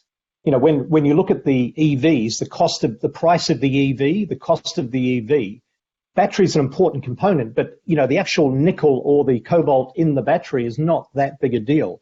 What's going to change the economics of EVs is actually volume production. Instead of producing 4 million EVs a year, you're producing 30 million. And you're lowering the cost of making the vehicle through economies of scale, putting it through a huge auto plant. So I think getting all this talk about dollars per kilowatt hour for the battery, you look at the actual numbers and how much you can save. on a, say, a 70 kilowatt battery, if you get it down by $20, it saves you $1,400. You've got to get 10,000, 20,000 off the cost of an EV to make them economic. And you're going to do that through mass production. That's really the key to the future of EVs, is getting mass production, not fiddling with the battery chemistry. Okay. Now, I just want to pick up on a couple things that you both had mentioned during just a quick sure. correct. Mark, just one thing quick. Yeah, There's about 70 to 90 kilos of nickel in an EV. We've actually torn them down and got them into the lab, so it's about double the numbers Jim's saying. Okay. Yeah. I'm Okay, still no, at the average. Yeah. Yeah, no, that's good to know. I guess the next couple of questions are on comments you both made as we've gone through this, and I think are important for the investors looking at investment opportunities in the nickel space. Because again, most of the Chinese Indonesian projects are with the exception of nickel mines, are all Chinese listed or private entities that are building these plants. So we're looking at sulfides, for the most part, and laterites outside that area that have lower carbon footprint. So I guess would maybe start with Jim and then follow up with Ken in terms of the EU and carbon footprints. Do you think when do you think it's most likely to kick in? Is it are we really going to see those taxes paid? And if those carbon taxes do come in, does it create the opportunity for premiums available to lower carbon, sulfide opportunities? Obviously, we have a vested interest in that at Canada Nickel, but other West sulfide producers in general are inherently lower carbon footprint. So, Jim, I get your view on that, and then Ken. I think in terms of how the EU would implement this type of tax, a carbon tax on the carbon content of all imported goods going into the country, is quite a challenge. I think the earliest we might set might be 2024, something like that, 2024, 2025. I don't think it's going to happen next year. In terms of the, I think what would happen is that if you've got, unless the whole world, all these things, unless the whole world goes in the same direction, then you're just going to see a reshuffling of the pack. So the low carbon nickel units or whatever unit you want to put goes into that market, and the higher carbon units go into the other market. As far as nickel is concerned, 80% of precursor production or nickel sulfate production is in China today. I don't see the Chinese really implementing a similar tax to what the Europeans are proposing anytime soon. So the answer is you would see the nickel units that are ultra low carbon, such as for Terra Firma is already in the EU, but certainly other units would gravitate towards that market. Would it necessarily lead to an increase in the overall nickel price? I'm not so sure, unless it's a globally enforced regime. Okay. No, Ken? I think short term, the OEMs are going to try to structure direct deals with the nickel providers because it's the easiest way for them to track the carbon is that they know the exact route that you've gone. Been asked by a lot of companies to come up with CO2 curves. They want to know who to talk to. They want to know the CO2 content very, very granularly. I think the industry longer term needs a solution. I think BHP has been kicking around this blockchain. I know it's been talked about in cobalt. But is there a way to track that nickel? What if I want to sell it to the LME, and then if I'm a car maker, I need that optionality to buy it off the LME. I sort of need a tracking of, okay, if the tax is X, and that's going to tell you the premium. Today, if I'm a car maker, I'm not paying any premium at all. It's great. It's great that you're ESG compliant. I'm not going to pay you anything because there's no tax. So I prefer it. Prefer it without paying for it. But I do think they do expect the tax. I think the numbers we think is by 2027 the taxes come out. But today the OEMs are being asked for those numbers. Like we want you to know. And nickel's problematic for them because it's lithium has sort of a water problem with the brines. Nickel has sort of a CO. So it's sort of I think that comes back. I think as an industry we have to figure out how to solve this for. I really hope Jim is right that a lot of this nickel comes on. That would be great, but how do we track it? How do we ensure the people who all hate us, particularly oil and gas, we show to them that this is not a worse thing we're replacing for the industry to come to as to how we and Fracking is going to be one of those issues. Okay, no, I think those are good points. The other sort of topic, you both mentioned is in terms of, intermediate processing and refining. That, not only in nickel, but in lithium, you see, processing bottlenecks. In the nickel space, First Quantum's opening up their a nickel mine in southern Africa that's going to deliver a lot of concentrate to market. We're going to see smelters with that additional concentrate, basically, should be mostly full again, by the middle part of this decade, and we haven't built any new smelters. And again, you're talking about, car companies dealing directly with producers and so on and so forth. So I guess, and I guess obviously the other big announcement was, Tsingshan producing matte and shipping that to China to be refined. So, in my mind, there's sort of different scenarios in terms of how this plays out, and would be curious to get your views on it. Are we going to see a lot more a capacity to process intermediates in China? We've obviously seen that in a range of other materials. Are we going to see battery producers building plants closer to the eventual auto consumers? Are we going to see battery producers building plants integrated into supply sources? We've already seen some early stuff with BASF, tagging into one of Norilsk's refineries. Do you think nickel miners are able or willing to produce a processing capacity, or is there going to be some combination of all the above? And is this, an issue that investors should be paying close attention to? Maybe I could chip in first. Yeah, that's definitely you hit on a real key issue, Mark. As I'm sure you know the background to it. I mean, obviously, there is a smelter bottleneck. A number of smelters have closed around the world over the last 5 years. To get an environmental permit to build a new smelter in Canada, I think would be quite dicey. And even in Russia, where they've had to close smelters as well to reduce SO2. The answer is there is an impending bottleneck to smelt sulfide concentrates. With the Enterprise mine, First Quantum bringing on the Enterprise mine, there's a Chiamaru, a new mine coming on stream in China. There is a need for new smelting capacity. If you want to produce Class 1 nickel, you've got to smelt it first, and then you've got to refine it. And there's an impending smelter bottleneck. And I really struggle to see where else anybody would build a smelter except China. China's the greatest steel bottlenecker in history, so probably they will do it. The other option is to use a hydromet-type facility like Long Harbour, in Newfoundland, where Vale spent the best part of $5 billion building a facility for 50,000 tons a year of nickel. I can't see anybody with the appetite to do hydromet on those sort of economics. So China will build processing capacity for matte. To make a matte, you've got to smelt it unless you do this matte conversion from the eye. So I think that's also a bit of a bottleneck, the refining capacity in China. But within the next 3 or 4 years, I think that will have been debottlenecked. But there is with sulfides, that is an issue. Whether you can directly treat sulfides and make them into a nickel sulfate, that's yet to be proven, I would say. Okay, no, that's good. Ken? It's going to be interesting. If you read and see what the politicians are saying in Europe and the U.S., they do not want nickel routes going through China. Just don't. Now, they also have to deal with local opposition to producing refineries. What gives? Do you see, now I know that you've seen in Europe some oil refineries being turned into lithium refineries, most notably in Portugal. Will we see an effort to build refineries in the West? And I think Jim makes a great point. I mean, the Chinese will build them in a second. They have no problem with that. But if the localization trend is going to push through, then you have to build refineries elsewhere. And will politicians put up moats that will give economic viability?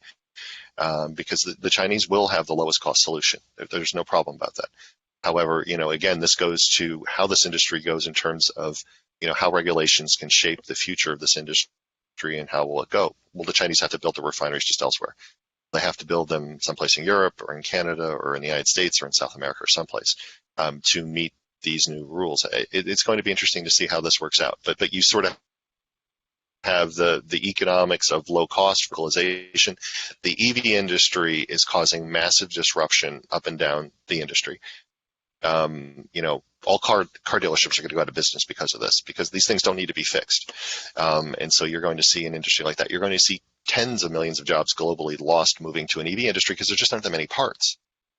So if all that, politicians are looking at that from that standpoint about the sort of huge changes in their employment structures, and, part of localization is, yes, for environment, but a big part of localization is we're going to lose so many jobs, and how will they put these rules and regulations out there to protect jobs, protect industry, and to be green at the same time. And that's sort of the path forward. It would be interesting to see how that works out. Now, again, in terms of, if we're going to see, capacity built in China and elsewhere, I guess, one of the things, from both your, from the presentations is, again, the bulk of supply growth the last 10 years has all come from Indonesia. The bulk of the supply growth for the next 5 years and probably the bulk of this decade is again going to be, largely from Indonesia. Jim is glad to see 100 to 200,000 tons of sulfides there, but again, it's really tough to put a list together of sizable projects that could actually come into production by 2030. And again, with this focus on localization of supply chains, I guess how do we is there going to be a real opportunity for local producers to participate in that chain? Are people going to be really keen on that? Is there a risk of an ONEC, like OPEC, with Indonesia getting up over 65-70% of global nickel production?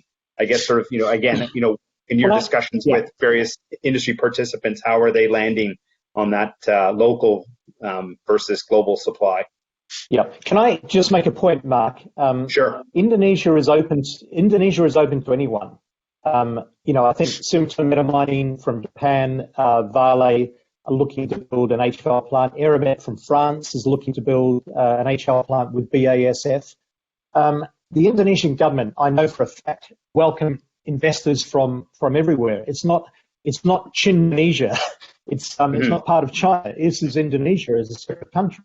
So I'm sure that if Tesla or LG Chem or any other people in the industry want to go into Indonesia and look at projects, they can do it. Now, the problem is when the Chinese build these projects, their capital intensity is so much lower than everybody else. But you can employ a Chinese engineering company to build your plant and still have that plant is owned by a non-Chinese company. So, all I would say is that if you look at the resources in the world, they're in Indonesia. There's plenty of nickel. But you look around the world, I can't see where the nickel can come from. That's really my point. Okay. Ken? I don't know whether I answered your question. No, that's good. And look, I hope Indonesia provides a good chunk of the nickel. And again, and Mark, you probably have to deal with this with a lot of miners in the U.S., Canada, Australia. Where do they refine it? Where do they bring it to market? And I do think regulations are going to have a big say in this. Because I think you're right. If it comes down to pure cost and that's it, I think we know where the material is going to come from. If it comes from efforts on regulations, etc., then that makes the story a lot different. We're always often asked. The Biden administration keeps talking about hundreds of billions of dollars going into this industry, and a number of questions was: are they going to build some smelters? Are they going to help build some smelters? Are they going to help the regulatory effort to move in that direction? What is Europe looking at? And so I think you're seeing a lot of different options. You're right. The BASF Eramet operation, it's to provide material directly to the automotive industry. So maybe that's the way it continues. So it's going to be interesting. But I do hope the industry does figure this out, because again, I just hate to see this industry lose this opportunity. We've sort of been beaten down in the nickel industry for a long time. I hope we can take advantage of it and not see it come and go. Yep. No, I echo that sentiment directly. Just we're sort of down to the final few minutes here, and a couple questions here. You each sort of have demand forecasts around the 2030 timeframe. If you could kind of give some guidance in terms of what your implicit sort of either auto penetration of EVs are or relative sales of EVs, because again, people listening to this call will have their own sort of personal forecasts as to how far EVs are going to go in, higher or lower than your estimate. So it'd be good that they can calibrate your estimates to that. The second part is, Glencore's published a number in December talking about 9 million tons of nickel by 2050, which implies a 4% demand growth rate from now until then. Is that something you would agree or disagree with? And the final question, your final answer for the day, given this is a nickel session, are you long or short nickel with the 2030 timeframe, and how would it sit in terms of other commodities at their current price points? I'll let Jim give the number on where prices are going. The one thing I can say is this industry has moved far, far faster than anybody thought possible. When we look at our own numbers in 2017, we didn't think 811 would be a major battery until 2025. We were wrong. It's today. We thought costs, when we look at our 2017 numbers, we thought the cost would be 50% higher for batteries than they actually are coming into. So, how does technology change? How does some people in a lab come up with, a solid state battery that doubles density? It's been very hard to gauge. All we can say is things have been moving at far, far faster. When you put hundreds of billions of dollars in research globally on one problem, sort of going to the moon, you can really do some interesting things. So I would just say faster has been the right answer. And nickel can have a big part of the solution just because of where it sits in the periodic table, much like lithium, where it sits in the periodic table gives it a huge advantage. So we'll have to see how this goes forward, where it's produced, how regulations react, what taxes are on carbon, et cetera. These are all really interesting conversations to have, but at least this sort of gives you a sphere of how to look at the issue. Now, Jim, you give the price.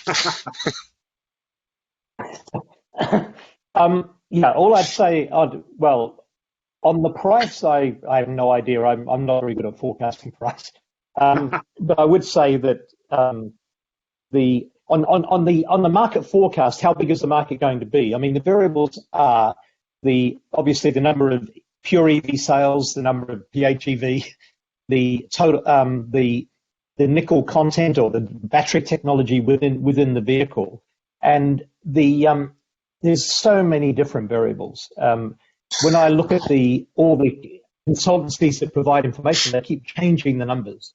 In the battery technology, how much is going to be NCM 811, Ken alluded to, but also what's going to happen is the manganese-rich battery going to be a factor in the second half of the decade? When will solid state come in? We do believe, and the other thing is, how big is the total vehicle market going to be?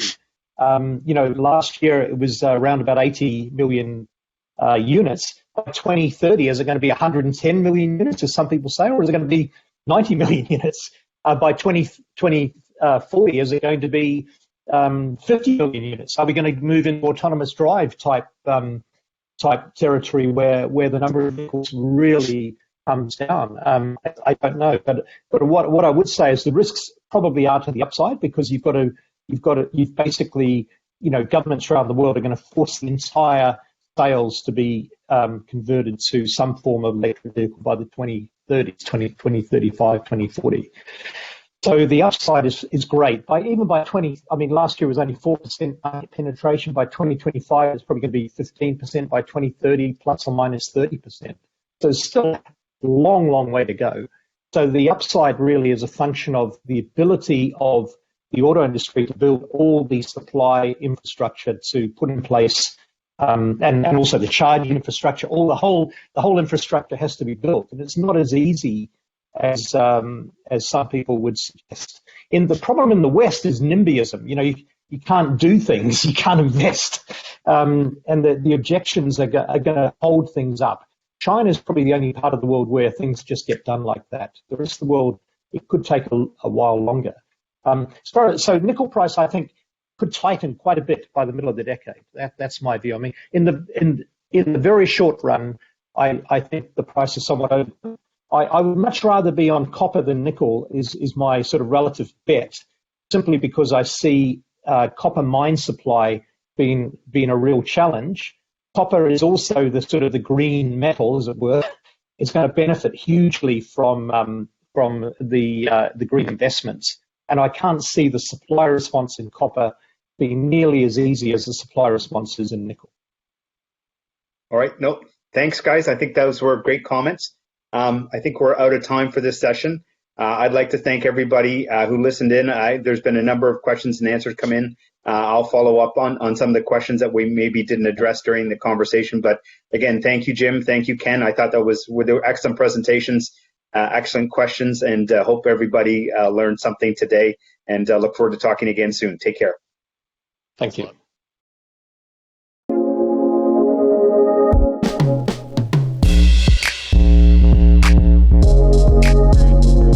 Wow, Jim, Ken, fascinating.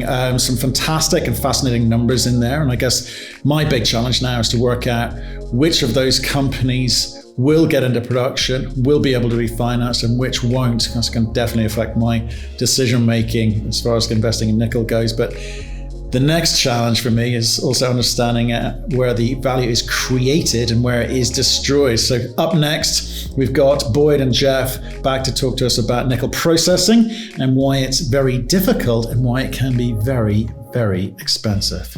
So for those of you who missed me in the morning's introduction, my name is Boyd Davis. I'm principal of Kingston Process Metallurgy, and I thought along with Jeff Donald, that we would just give a very short talk about what makes nickel so difficult and what makes nickel so expensive. So I got the difficult part and he got the expensive part. They overlap a little bit with each other, but I will try to keep it focused on the difficult process side, and he'll talk about the money side a little bit more. So I'll do about 6 or 7 or 8 minutes and give you an idea of why nickel is so difficult and relate it to copper production, so you have a benchmark. So what's in a name? So nickel was a pain in the neck from very early on. It was named after this devil's copper, this goblin from Germany, and it was found to be quite problematic. Ores that had high nickel in them were found and processed in the mid-1700s, and these contained arsenic, and people got sick working with them, and they couldn't process them very easily, and so it got a very bad reputation early on as being a difficult product to process. It was isolated as an element just shortly after that. There were few uses. They were slow to develop because of the difficulty in processing it. And the main processing started maybe 100 years later in 1850 in processing pyrrhotite, which is a nickel iron sulfide. It became useful in alloys and armor and slowly gained more and more uses until stainless steel came about. And one reason that it was so useful was that it reacts and forms a strong bond with oxygen, and so forms a nice oxide layer on the surface that doesn't corrode. But because it reacts well with oxygen, it is difficult. So let's take a look at that. So why is it so difficult? It seems that every project needs its own processing plant. You'll see this throughout the 2 days when we discuss this. And the main difficulties that it has, that nickel has, is that it's typically not found in very high grades. It's reactive, as I mentioned before. It's often found with other metals that need their own separation, and it melts at a much higher temperature than other base metals like copper. So let's use copper as the example. Let's compare copper to nickel. So on the mineral side of things, what is the difference? The minerals themselves both have about the same amount of metal in them, 35% or so for chalcopyrite, and 30 to 33% of nickel in pentlandite. But the separation of iron sulfide, of pyrrhotite, from the pentlandite is very difficult. And this brings the concentrates down in nickel concentration to well below that which you would see in copper, which is typically over 30%. And so you have lower grade concentrates in the sulfide processing, And the concentrates, the ores themselves tend to be a bit lower grade, 0.2 to a couple percent nickel.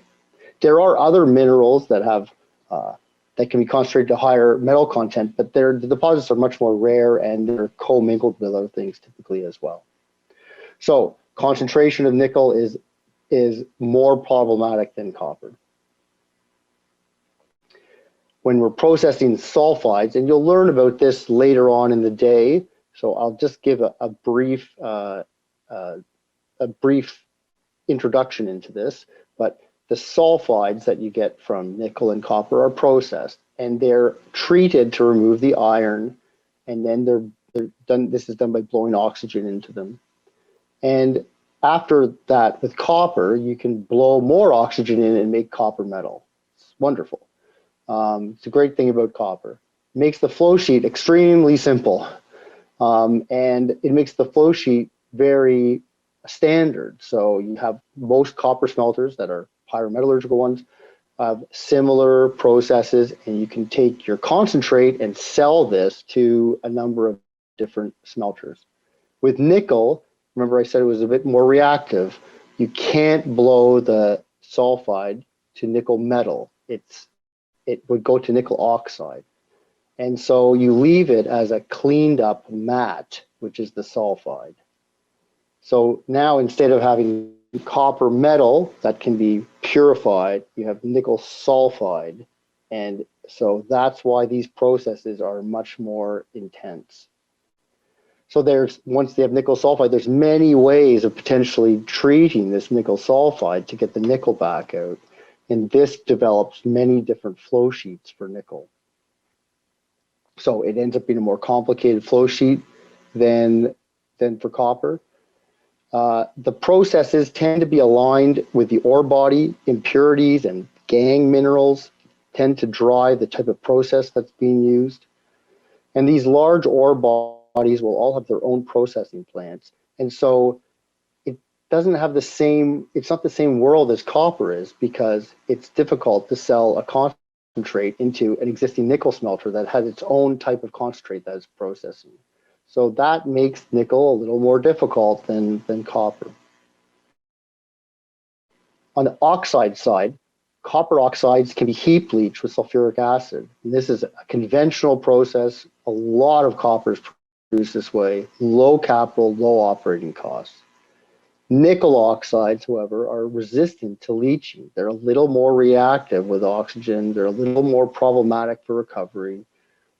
And so it's more difficult to leach them. So the recoveries are lower, quite a bit lower.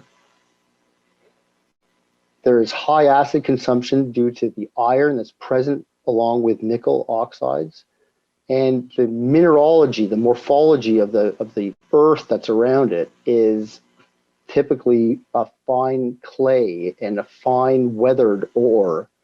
This means that water penetration is difficult, so heap leaching is problematic. So all these reasons mean that heap leaching is difficult. And so autoclaves are used. This is a pressure vessel, and it's pressured like you would in the kitchen with a lid on a pot, a pressure cooker, to heat the water up a little hotter, and then the nickel can be leached more readily, and iron is kept as an oxide and not leached in the solution. But these are made of titanium. They're much more capital and operating cost intensive. So for oxides, this shows you why nickel is more difficult again than copper.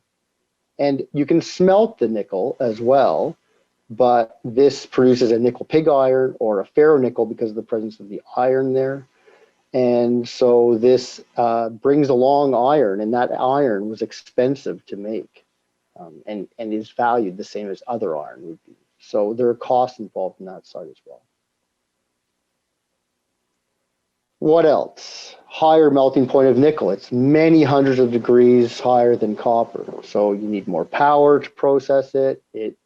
The equipment is more, it's just more difficult and expensive to maintain and operate. It's often then produced into a lower melting ferroalloy because it's sold into alloy production with iron.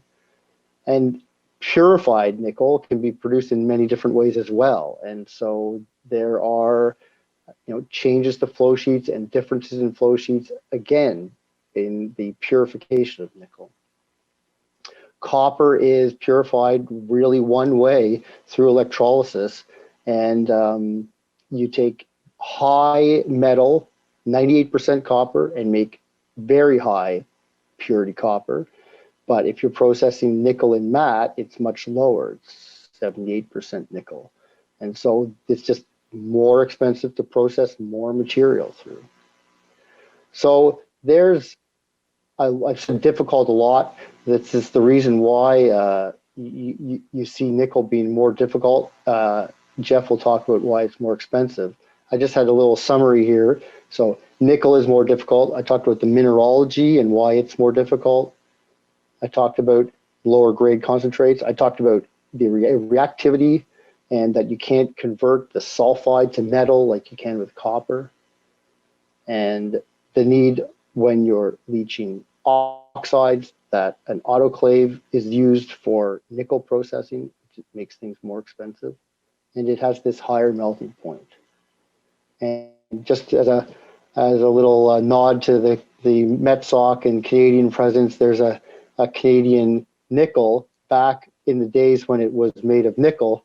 I calculated it to be worth 7.8 cents right now in nickel content. So this is why they're now made of steel, I guess, which is not as attractive. But I hope you enjoyed that. Jeff will come up next and talk about why nickel is expensive. Thanks very much. Thanks, Boyd. Now that you have heard from Boyd on why nickel is so complicated, I'm presenting the follow-on from that, which is why is nickel so expensive? Nickel is clearly more expensive than the other base metals as the price is higher, as you can see on the left-hand side. The average price over the last 20 years is approximately $7 compared to $2.50 for copper and less than $1 for the other base metals like aluminum, zinc, and lead. Historically, the growth of nickel increases approximately at the rate of global GDP, or about just less than 4%. And this makes sense as nickel is an infrastructure metal. With the emergence of new demand for EVs and other battery sources, it's expected that this demand growth will increase. But overall, nickel is a small industry.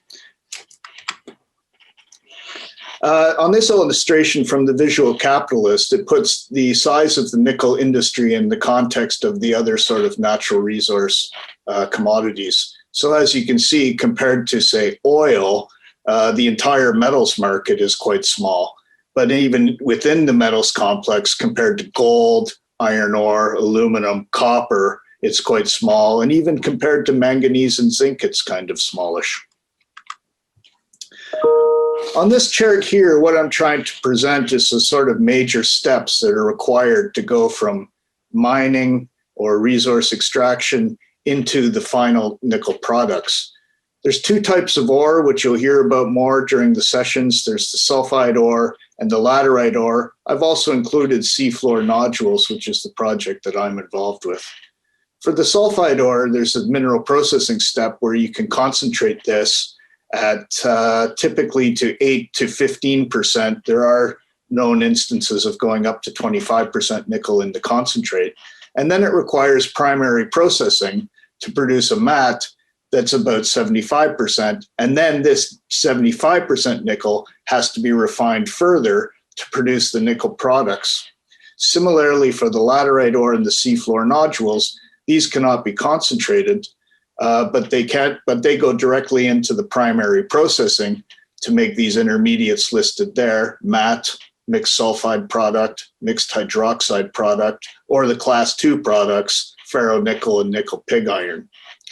The matte and the mixed sulfide product and the MHP can then be further refined into the class 1 nickel products.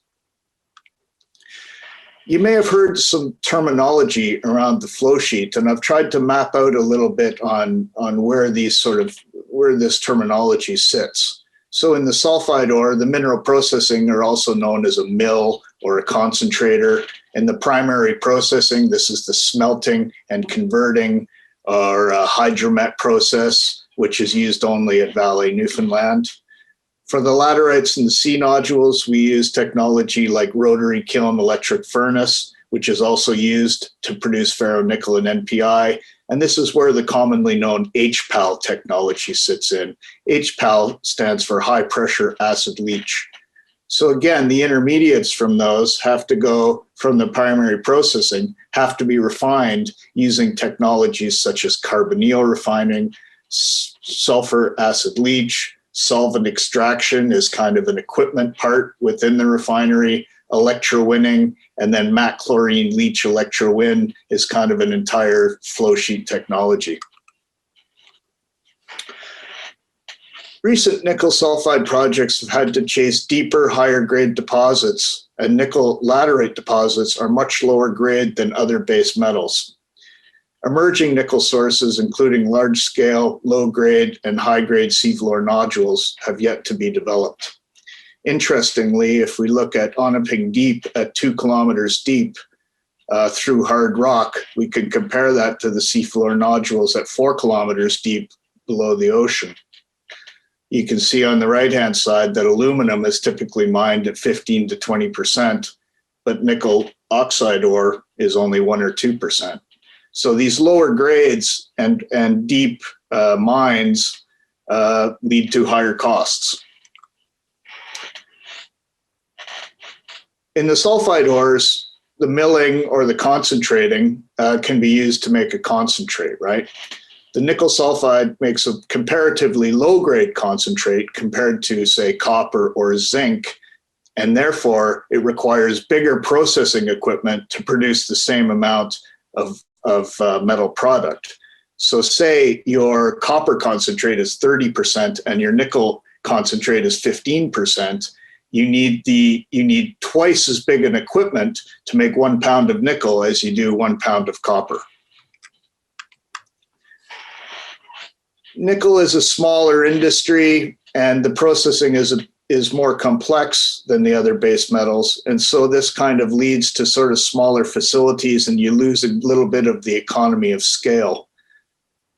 So you can see on this chart here that, a typical nickel facility is 50. The biggest ones are kind of 120 kilotons, except for the very large NPI producers in Indonesia, compared to, say, copper capacity of 500 to 1 million tons a year. Similarly, on the refining, a typical nickel refinery is 50 to 60 kilotons a year, where a typical copper refinery is 500 to 1 million tons a year. This sort of outlines the general process steps for all of the base metals. And you can see that zinc and aluminum have much fewer steps and much higher grade to their final product, while nickel has more steps and is lower grade at each step. So that means at each step of the processing, the equipment is bigger, the process is more complex to get rid of the impurities and the other byproducts. Notably, if you look at copper, the smelting process can produce an anode that's 95, 98% copper, so only a few impurities. Then they go to one relatively simple electrowinning step to get the copper cathode. In nickel, you're producing a matte or another intermediate that's maybe 40 to 75% nickel that has to go through a very complicated refining process that adds cost to the final product. What I've done here is I've tried to benchmark the different projects that have been built ex-China over the last, say, 20 years or so. And what you can see is it's a little bit complicated, so you sort of need specialized information in order to be able to interpret this table. So we sort of go on the left-hand side, projects that sort of, the 4 projects on the left Valley, Newfoundland, Goro, and Batavy, Murrin, we're all go right from ore, or in the case of Valley, Newfoundland, concentrate, right to final metal product. And so these are quite high cost capital. Murrin was a long time ago, so it's a bit of an outlier. The three HPAL projects to the right, Taganito, Ramu, and Ravensthorpe, all produce an intermediate product. So it appears that they are lower cost, but if you were to include the refining of that, they would be increased to represent their peers. On the right-hand side are the ferro-nickel projects that have been built in the last 15 or 20 years. Just a word on China and the dominance of China in the overall processing of this. One of the challenges that emerges is the processing of nickel is increasingly dominated by China.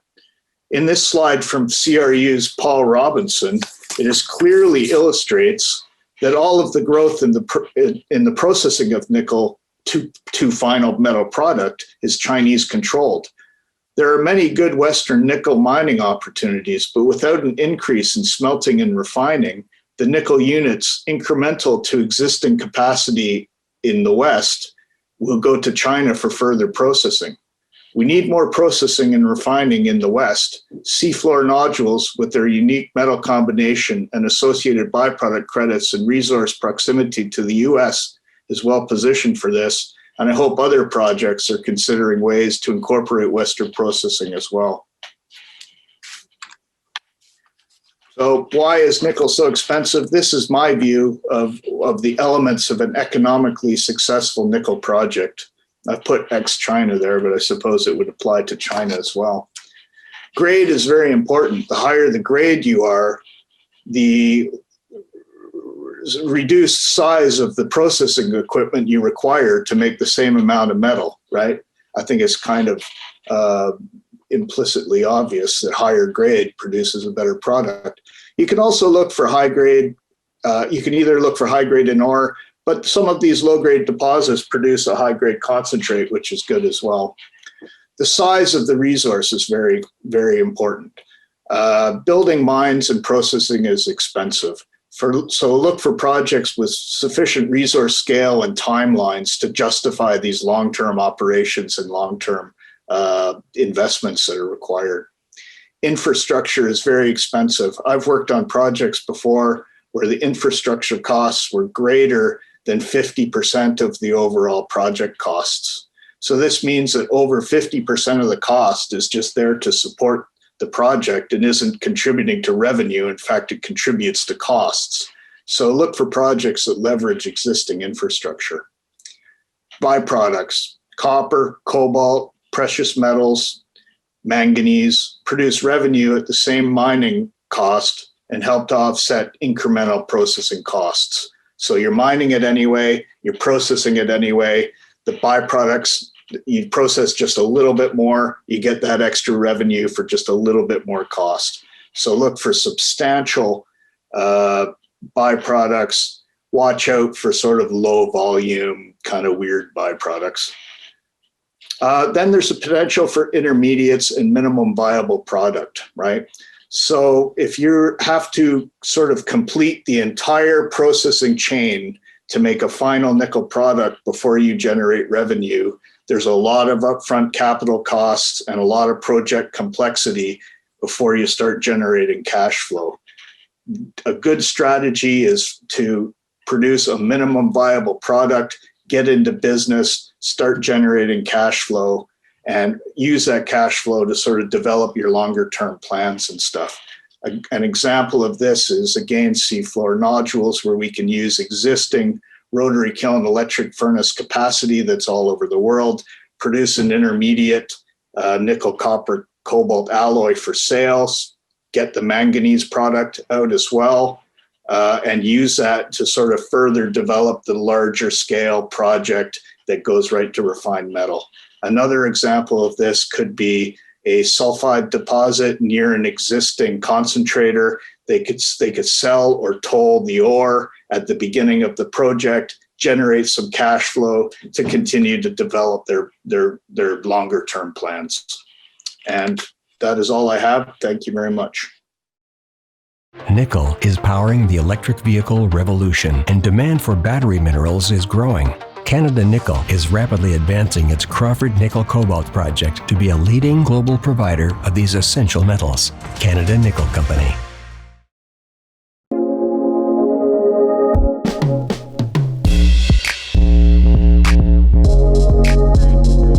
Thanks for that, Boyd. Thanks, Jeff. Some pretty big numbers in there. You can sort of see why people do get concerned. Even the big funds and banks get concerned about the value destruction in this space, because there have been some horrific train wrecks along the way. One of the other big topics of discussion with funds and banks being asked for the billions of dollars to build these things is around the environmental impacts of nickel.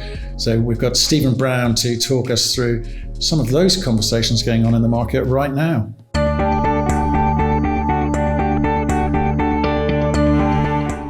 At the end of March, the Peroni Resources Consortium acquired the struggling Goro operation in New Caledonia from Vale. Goro, when operational, will provide an insignificant amount of nickel to the market, and yet the deal is of huge consequence to the nickel market. What is significant about this acquisition is the timing, coming just days after the nickel price endured its largest two-day drop in over a decade.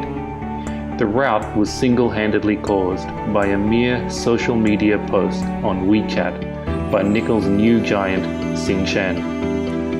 Tsingshan's plans to convert NPI to nickel matte, suitable for refining to battery-grade nickel, dispelled any fears the market may have had of massive nickel deficits. So, at a time when the market sees a steady flow of low-cost nickel coming out of Indonesia for the foreseeable future, why would Peroni Resources acquire a troublesome, high-cost operation that will never be competitive with Tsingshan? And why would Tesla get involved as an advisor on the deal? The answer to these questions is that the Peroni Resources acquisition is a bet that ESG issues would equalize the market by limiting the market for poor ESG performing operations and creating niche opportunities for those who boast superior ESG credentials. Tsingshan, who was completely unknown on the world stage just 15 years ago, is now the world's biggest producer of nickel and stainless steel. Their rapid growth was initially based on importing Indonesian ore into their Chinese plants, where they innovated to use RKEFs to produce NPI, which was then hot charged directly into their stainless plants. This created a low-cost model based on the cheap supply of ore from Indonesia. When Indonesia banned ore exports in 2014, Tsingshan was the only company ready to react. They had already established the footprint of the Indonesia Morowali Industrial Park by the time the ban came into force. They then moved to secure ore supplies in Indonesia, where miners had no choice but to sell their ore to the only buyer in the country. Tsingshan ramped up production at record speeds and added production lines constantly. With several years' head start on other investors, they have maintained a dominant position in the market and have grown to around 370,000 tons of nickel last year. That's 72% more than the next biggest global producer, Vale, who has nickel operations spread all over the world. With 7 years of massive growth, the market now understands that Tsingshan can build and ramp up RKF plants at the snap of its fingers. They build quickly and cheaply and constantly. But so far, these RKF plants have only been used to produce NPI for stainless steel.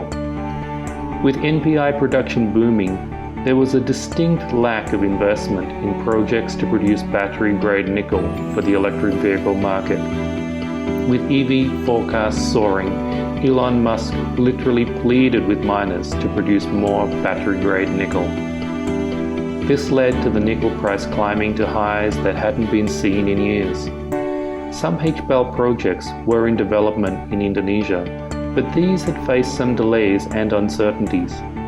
Yet, in March, all the hype seemingly ended with one simple post on Chinese social media site WeChat.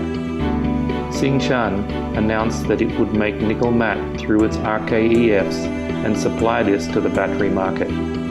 At once, the market realized that if Tsingshan can do this, there would be no shortfall in battery-grade nickel supply.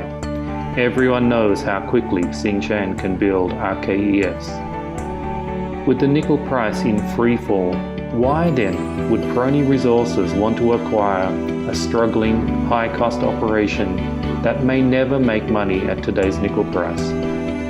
Evidently, they believe that Tsingshan's planned matte production in Indonesia will not be accepted by Western EV makers. Selling stainless steel from Indonesia is one thing, but the EV market is a completely different proposition. EV consumers are, by nature, environmentally and socially conscious consumers. One does not make the shift to an EV without some sort of motivation to make a difference in the transition to renewable energy. These consumers are also well informed. While the vehicle may run with zero emissions, EV consumers are aware of the environmental and social impacts further up the supply chain. The connection between consumer and mining impact came to the fore in 2016 when Amnesty International released a report into child labour in the cobalt supply chain. This report highlighted that a significant portion of world cobalt supply to popular consumer items like smartphones and laptops was linked to DRC cobalt mines where child labour was frequently found. The report and the accompanying social media campaign shocked consumers by making them realize they were possibly carrying a phone that had parts mined by a child in Africa. It led to calls for an embargo on DRC cobalt and has caused a major shift in thinking for the entire battery metal supply chain. Now, EV makers and their battery suppliers continue to move towards low cobalt or even zero cobalt batteries. The situation is remarkably similar in nickel today. Where the DRC dominated cobalt supply, now Indonesia dominates nickel. And, as with DRC cobalt, there are significant ESG concerns with Indonesian nickel. Before Tsingshan announced its plans to convert NPI to matte, the key battery-grade nickel projects in the pipeline were Indonesian HPAL projects. Initially, these projects were planning to copy the Ramu nickel model from Papua New Guinea, where the HPAL residue is disposed into the deep sea below the main active marine environment. This method of residue disposal has always been controversial. While there are technical merits to the idea in certain situations, EV makers would have been extremely nervous about having to accept nickel linked to this type of waste disposal. These concerns quickly drifted up the supply chain, with Indonesian HPAL projects shifting to look for an alternative method of residue disposal. The conventional alternative is a tailings dam. While tailings dams carry significant risk, at least the risks are more easily defined and so are somewhat less controversial. Still, when things go wrong with tailings dams, the impacts are extreme. Two recent massive tailings dam failures in Brazil have brought this into perspective, vividly showing the world just how catastrophic a dam failure can be. In Indonesia, these risks are even higher, given Indonesia's high level of seismic activity and the high rainfall. The frequent tropical deluges make dam design and management challenging. The other alternative is dewatering the tailings, then disposing in a dry stack. This is a less common method of disposal, as the dewatering process carries some technical risk and additional cost. However, this seems to be the preferred method for the Indonesian HPAL projects at this time. Although there still remains some engineering work to be done, and government permits have not yet been issued. It was these risks, along with HPAL's well-documented technical risk, that had EV makers worried that the nickel produced from Indonesian HPALs would not be sufficient to meet the growing demand. By deciding to use RKEF technology to convert NPI to matte, Tsingshan was able to bypass the HPAL risks and use the reliable RKEFs to meet future demand. Yet immediately, other nickel producers were quick to point out the ESG risks of this plan. The main criticism is that RKEFs require massive amounts of energy, and this is currently supplied by coal-fired power plants. Tsingshan's main industrial park in Indonesia has 2,500 megawatts of coal-fired power, and this is just one of the industrial parks that supplies Indonesian nickel to the world. More parks are under development, and all of these currently use coal-fired power. The idea of a clean and green EV industry built upon nickel produced from coal-fired power goes against the entire EV sales proposition. But while the HPAL residue issue and the RKEF carbon footprint issue are both well known and are attracting much attention, there is a lesser known issue of biodiversity looming under the radar. Indonesia is a tropical archipelago with vast areas of tropical rainforest. It was during his expedition in Indonesia that naturalist Alfred Russel Wallace developed his thoughts on natural selection, which was then taken on by Darwin in his theory of evolution. So unique is the biodiversity of this region that it has been named Wallacea in honor of Wallace. It so happens that the nickel laterite resources of Indonesia are located right in the center of this Wallacea region. The nature of laterite deposits invariably means that the ore is located in hilly land that is unsuited to agriculture. As such, the laterite deposits are almost always still covered by tropical rainforest, which must be cleared to make way for the mines. With good mining practices, it is possible to conserve the topsoil and rehabilitate the rainforest after the ore is extracted. Unfortunately, not all miners do this, and many areas are left as barren landscapes after the high-grade ore is removed.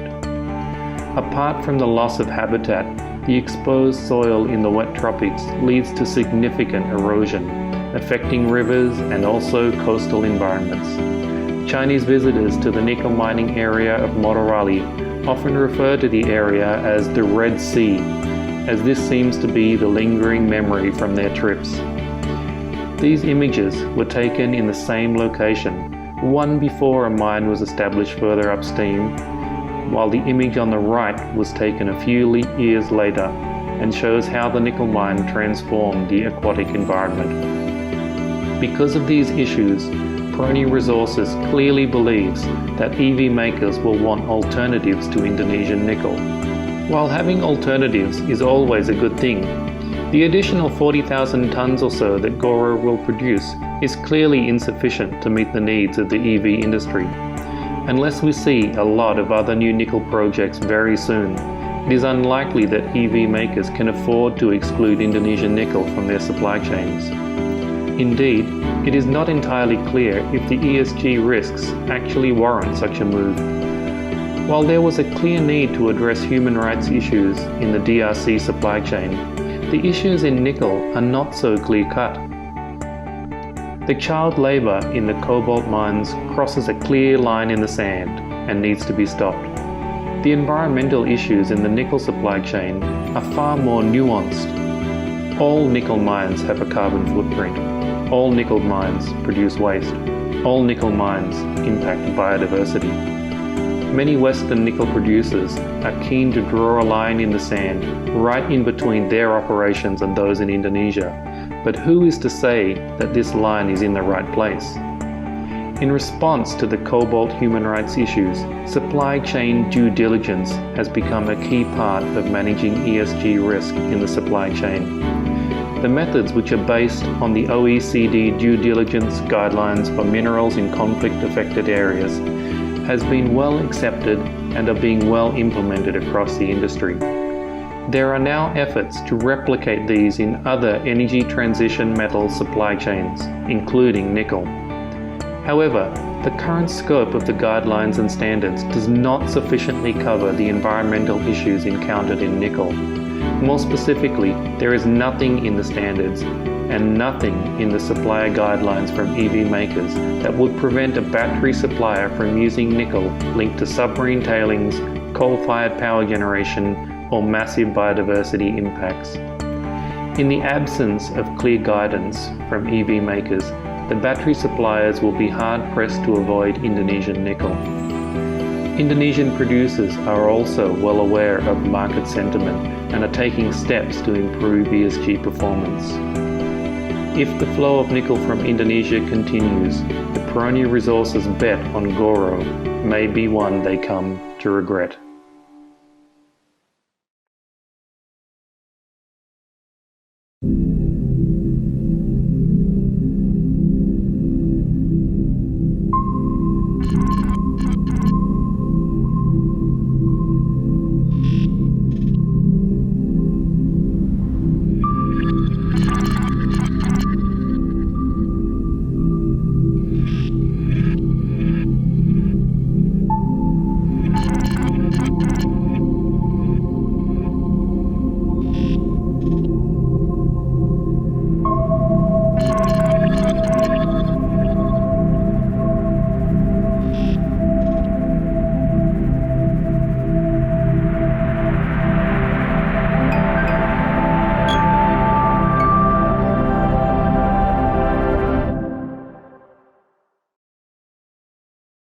There we go. Hello, gentlemen. How are we?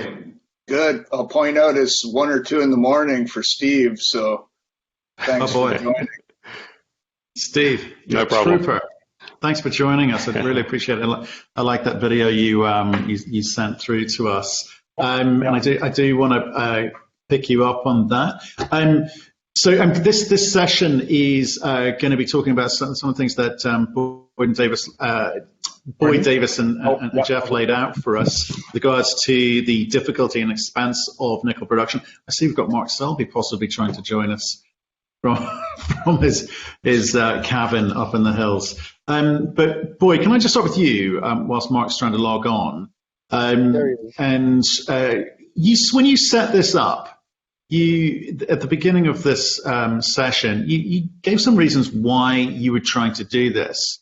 And one of the things that stuck out there was you felt that money perhaps wasn't going to the right place. You felt that you wanted to help people understand, I guess, what good looks like and what not so good looks like.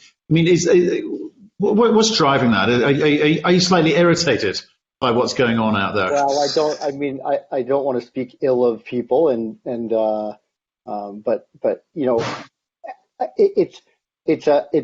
I'll just tell you a quick little story. A couple of years ago, in 2018, we ran a global extraction conference in Ottawa, and earlier at the start of it, there was an economics symposium, and there were investor people there and metallurgy people there, technical people there, and a number of people gave talks about junior mining and how the investment works, and I think Mark Selby, who was there, said, you know, in the junior mining space, one in some number, 1,000 or 10,000 or something, end up succeeding. And in the back room, there was someone who put their hand up, who was a metallurgist, and said, well, why would anyone invest in junior mining stocks then? Because there's a disconnect there. And so the investors were like, well, to make money, you just buy low and sell high. And the metallurgists were, I mean, their mindset is you got to make the product at the end of the day, right? And so it occurred to me that all of this technical work that's going on is being driven by the market side. And, you know, the tail wagging the dog, or the dog, we're on the end of the tail, and the tail is wagging back and forth here. So I think it's important for us on the technical side to try to bring a little bit of that information back up into the investor side, so that the resources are aimed at the things that will best, you know, advantage the world and the investors at the same time. But you guys are purists. Right? You want to see things get into production. You want to see a final product. The market behaves a different way. And we're not going to talk about companies or markets today, but there's a lot of investors sitting on this session looking for big clues So when you said, right, let's help the market understand what's important and what's not, let's look at your session, which was around it's difficult. It doesn't sound very appealing. Maybe I should be going and looking somewhere else. Can we make money investing in nickel? Well, I mean, I think this is it. I mean, if it's difficult, you have a better chance to make money than if it's easy. So, they have these no doctor, no medical insurance, right? And anybody can get it. I don't want that. I want the medical insurance because I feel like I'm in reasonable health. So if something's very difficult, I think you want to push into that a little bit. You can use your own abilities to get a little bit smarter than other people might be able to invest in the right side of things. So I think investing in the harder stuff is a smarter play than investing in easier stuff. Still got to back the right horse, because a lot of people are saying the same thing. That's the difficulty. And you as professionals, I'm looking at everyone around this table, Steve and Jeff as well. When you're looking in the marketplace, is it easy for you guys to spot something which is going to work? Can we get that good? Jeff mentioned a few of these things. When you start to see companies pivoting into byproducts and secondaries, when you start to see them moving very quickly downstream, when a resource company moves into recycling and they have abandoned their resource, right? Then I don't understand why are you in? There's no connection between why they started and where they are now. So those kinds of signs on the management, personnel, and the direction of the company. You want to see a company that's focused on what they're doing and pushing towards that, and not distracted by other things. If we'll do this again, hopefully, Matthew, and we might do graphite. These companies that have all of a sudden gone into graphene heavily and they have a graphite deposit, there's a red flag, right? That kind of thing.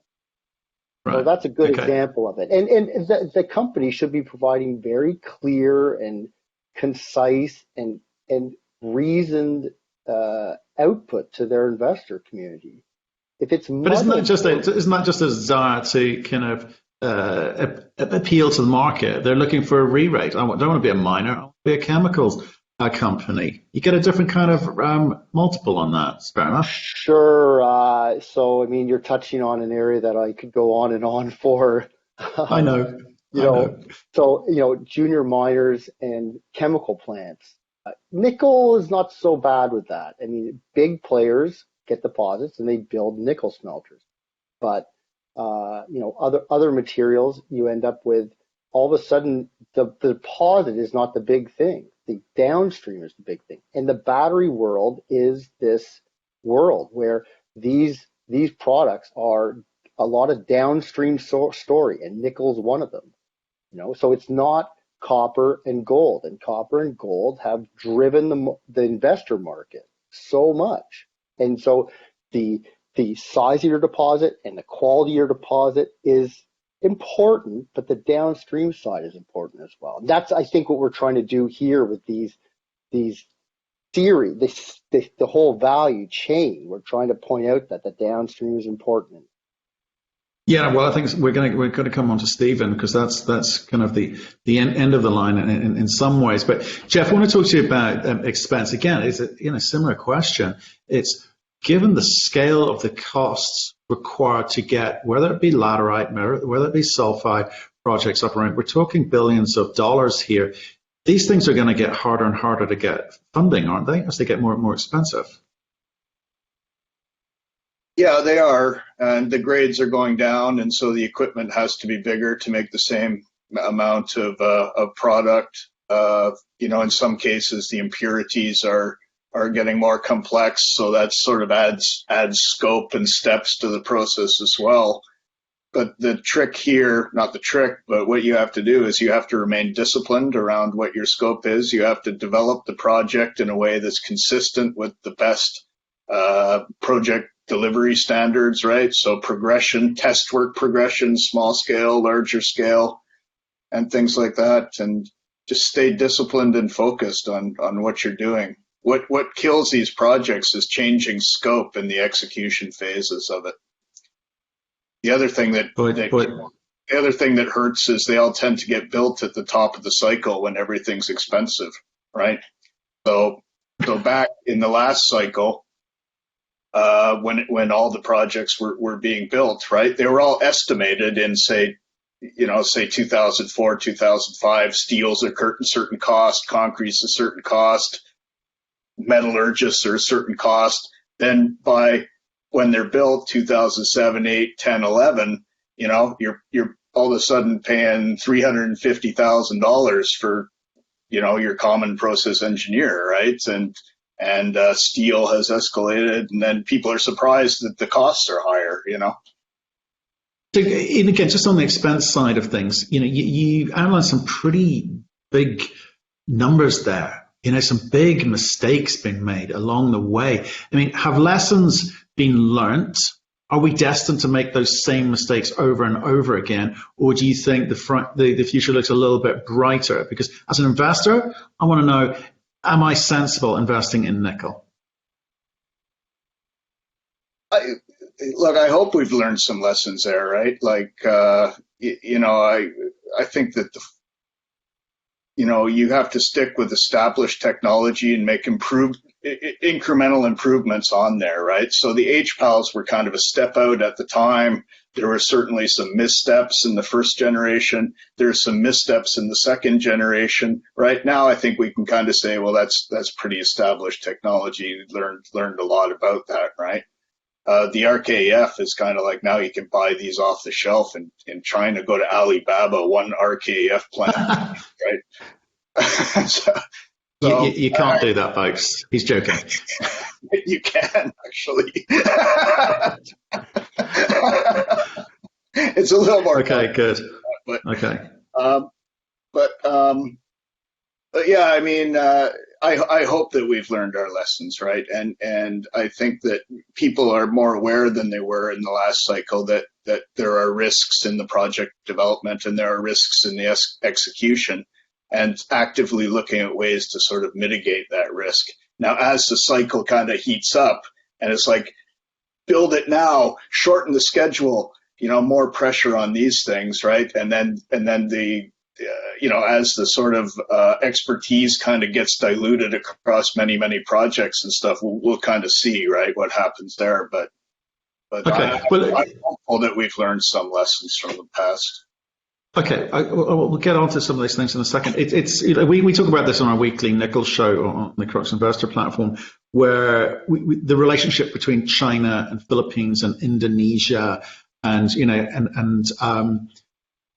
the obviously clearly they produce a lot, but it's the way that they do it I think concerns the investor market, because there's a sort of phrase which has come into investing parlance with regards to nickel, which is sort of clean nickel and dirty nickel. HPAL hasn't perhaps got the best reputation. I think Stephen's alluded to it in that piece that he just presented to us. What's going on in China? Because the HPAL seems to be something that they're good at, that they want to continue using, but it's also going to need a lot of, I think it's going to need a lot of refining capacity too. So are they going to continue building up that infrastructure there? Can we expect to see more nickels coming from HPAL? Because I think you mentioned previously to me, obviously we talked about MHP and MAT. So yes, maybe talk about those if you don't mind. So, what's happened with Indonesia and China is they've changed the business model a little bit, right? Like historically, you'd get the big mining company would have a big project-sized resource. They would go in, build the process plant adjacent to their big 30, 50, 100-year resource, right? Invest these billions of dollars. They wouldn't invest unless they had security of that resource, right? Now what's happened is, Steve can maybe talk about this a little bit more, but Indonesia sort of they sort of cut up the concessions so everybody would get a little piece of it, right? And there's not really any single project-sized resource anymore, except maybe some of those that are still controlled by Vale. So the Chinese will go in, with Indonesian partners, and they'll build a big processing facility without any control of the resource, right? And then they sort of play off all these small guys to sort of supply ore to their central processing plant. So it's kind of changed the business model quite a lot, and it sort of drives down the price of ore. And I think Steve should maybe add to this. It sort of drives some of the environmental issues too, because these guys just don't have the margin to do it responsibly. But on the processing side, that's kind of the new model, and they've sort of commodified the RKEF technology. Like I was kind of joking, but kind of serious that you could buy this off Alibaba, and it's supposedly very cheap to build these. I'm sure it is relatively cheap, and they're trying to do the same thing with the HPAL, but it's a little trickier with the whole tailings situation, right? So your choices there are to build a tailings pond in a high rainfall area with seismic activity, to do deep sea tailings, which the Indonesians have said no thank you, rightly or wrongly, or to do this dry stacking, which kind of adds cost and a little bit of uncertainty on what the environmental stuff around that looks like too. Like that could be very dusty. It's an area of high rainfall. How does this dry stacking work out in an area with 3-5 meters of rain every year, right? But the other points I would make are if you take the cost of the HPAL, right? Like the Chinese are kind of coming out and they're saying that the cost of these HPAL plants will be, roughly, when they first came out, they're about 25% of what a benchmark kind of HPAL plant would be as I sort of presented it, right? And well, I think they've gone up a little bit from there, but these are not public companies, right? Like you don't know what is included in that cost, what is not included in that cost, what subsidies are included in that cost, what is their cost of capital, what is their risk of capital, and how much is this kind of being supported by kind of a geopolitical strategy.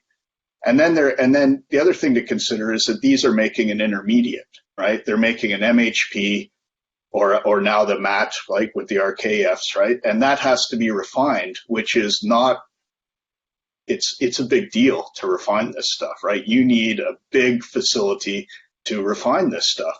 And what I'm a bit astonished about in this story is now, they were going to make all this MHP. So presumably all this MHP refining capacity was kind of being prepared in China. Very opaque to me anyway. Maybe others kind of know about this. Now they're switching to MAT. And now, where's this MAT going to go? Are they now all of a sudden, because it's a different flow sheet entirely to refine MAT. And so now all of a sudden they're building all this MAT refining in China in a 6-12 month period. Like this would take us in the West 5 years minimum to sort this out. But that's a big topic there, because we've people have been concerning themselves. Investors have been concerning themselves over type 1 versus type 2. There's a conversation in the market saying obviously intermediates are the decision. In fact, you used a phrase going minimal viable product. Yeah. I mean, for such a technical commodity, is there such a thing as a minimal viable product? What's that going to be used for? Well, I think there is, right? Because what I'm sort of saying is, like, for a sulfide deposit, your minimal viable product is, I suppose, ore at the base of it. If you're able to sort of transport that economically to a concentrator with an existing capacity, and then the next minimum viable product would be concentrate. These intermediates sell for very high values of the metal product, right? So concentrate, others would be able to speak more to it, but it's like, say, 70% or so, right? And then you go to the other intermediates, like you go one step further to a MAT or an MHP, and that's going to be like 80 or so % of the metal values in that, right? And so, you can chop off billions of dollars of capex and sell this into sort of existing capacity. The trick here is, like in the West, you have kind of a fixed infrastructure of processing capacity. You had the Sudbury smelters and the refineries associated with that. You have a little bit in Europe with Boliden and Eramet, and then there's Norilsk, of course. There's the Japanese refinery, the Nihama refinery, the Australian BHP stuff and Glencore stuff in Australia. But once that stuff's, so right now the sulfide mines are kind of struggling. No one's been investing in them and stuff. So the smelters are hungry, the refineries are hungry for these intermediates. But once you fill that up, like that's it, right? And you have to remember, like these products that they're producing today already have customers, right? All of this nickel is being sold today to existing customers. So, this EV demand, all the incremental production will be in China, right? Well, listen, I think there's a discussion about West versus East, which we can come back to, but I want to bring Stephen in because given he's up so late to join us. Hi, Stephen. Thank you for making the time to join us. Your piece was about environmental impact and so forth, but let's kind of broadly call it ESG. As Jeff said, these EV companies, these OEMs, are making demands of the supply chain to behave a certain way, and that's great. That's positive. But how are they monitoring that? How are they regulating that? How do they know if what they're asking for is actually happening?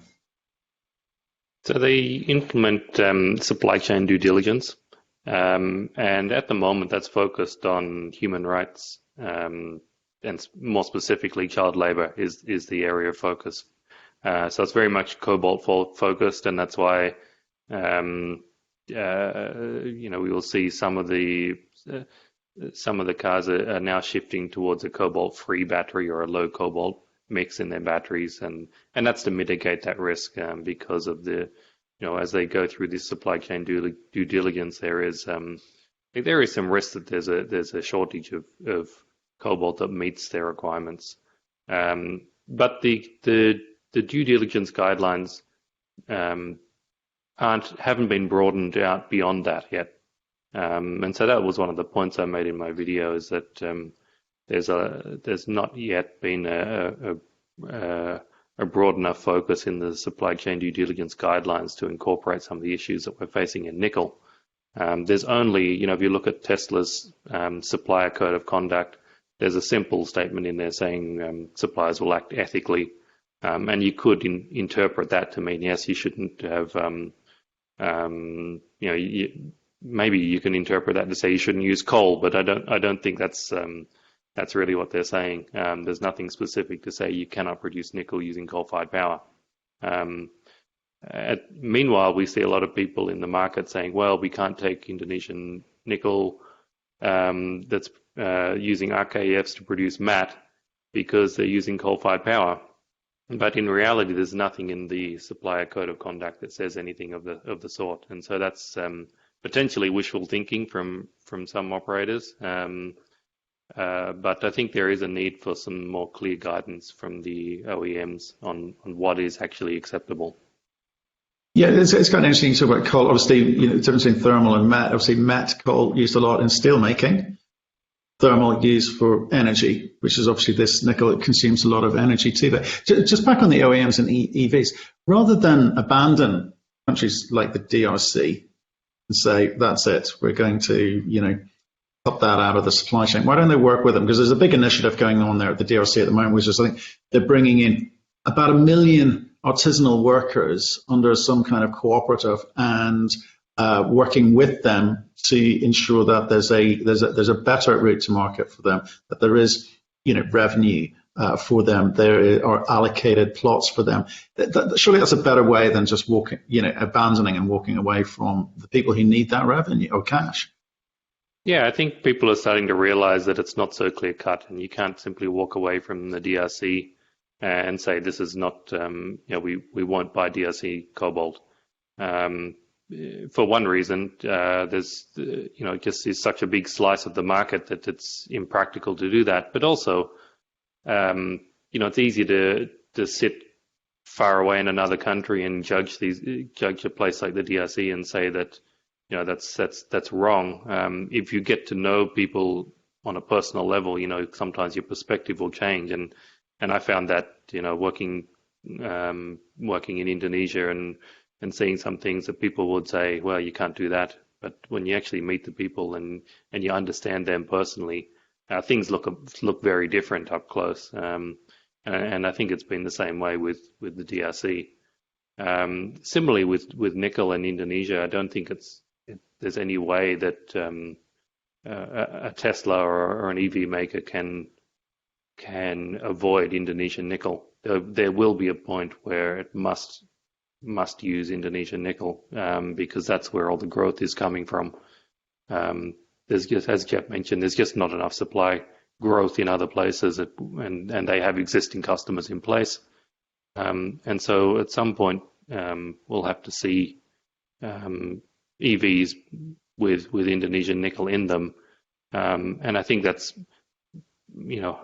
I think it's a concern for companies like Tesla. They're not quite sure how hard to come down with their guidelines on what's acceptable and what's not, because they know at some point that is going to end up in the mix.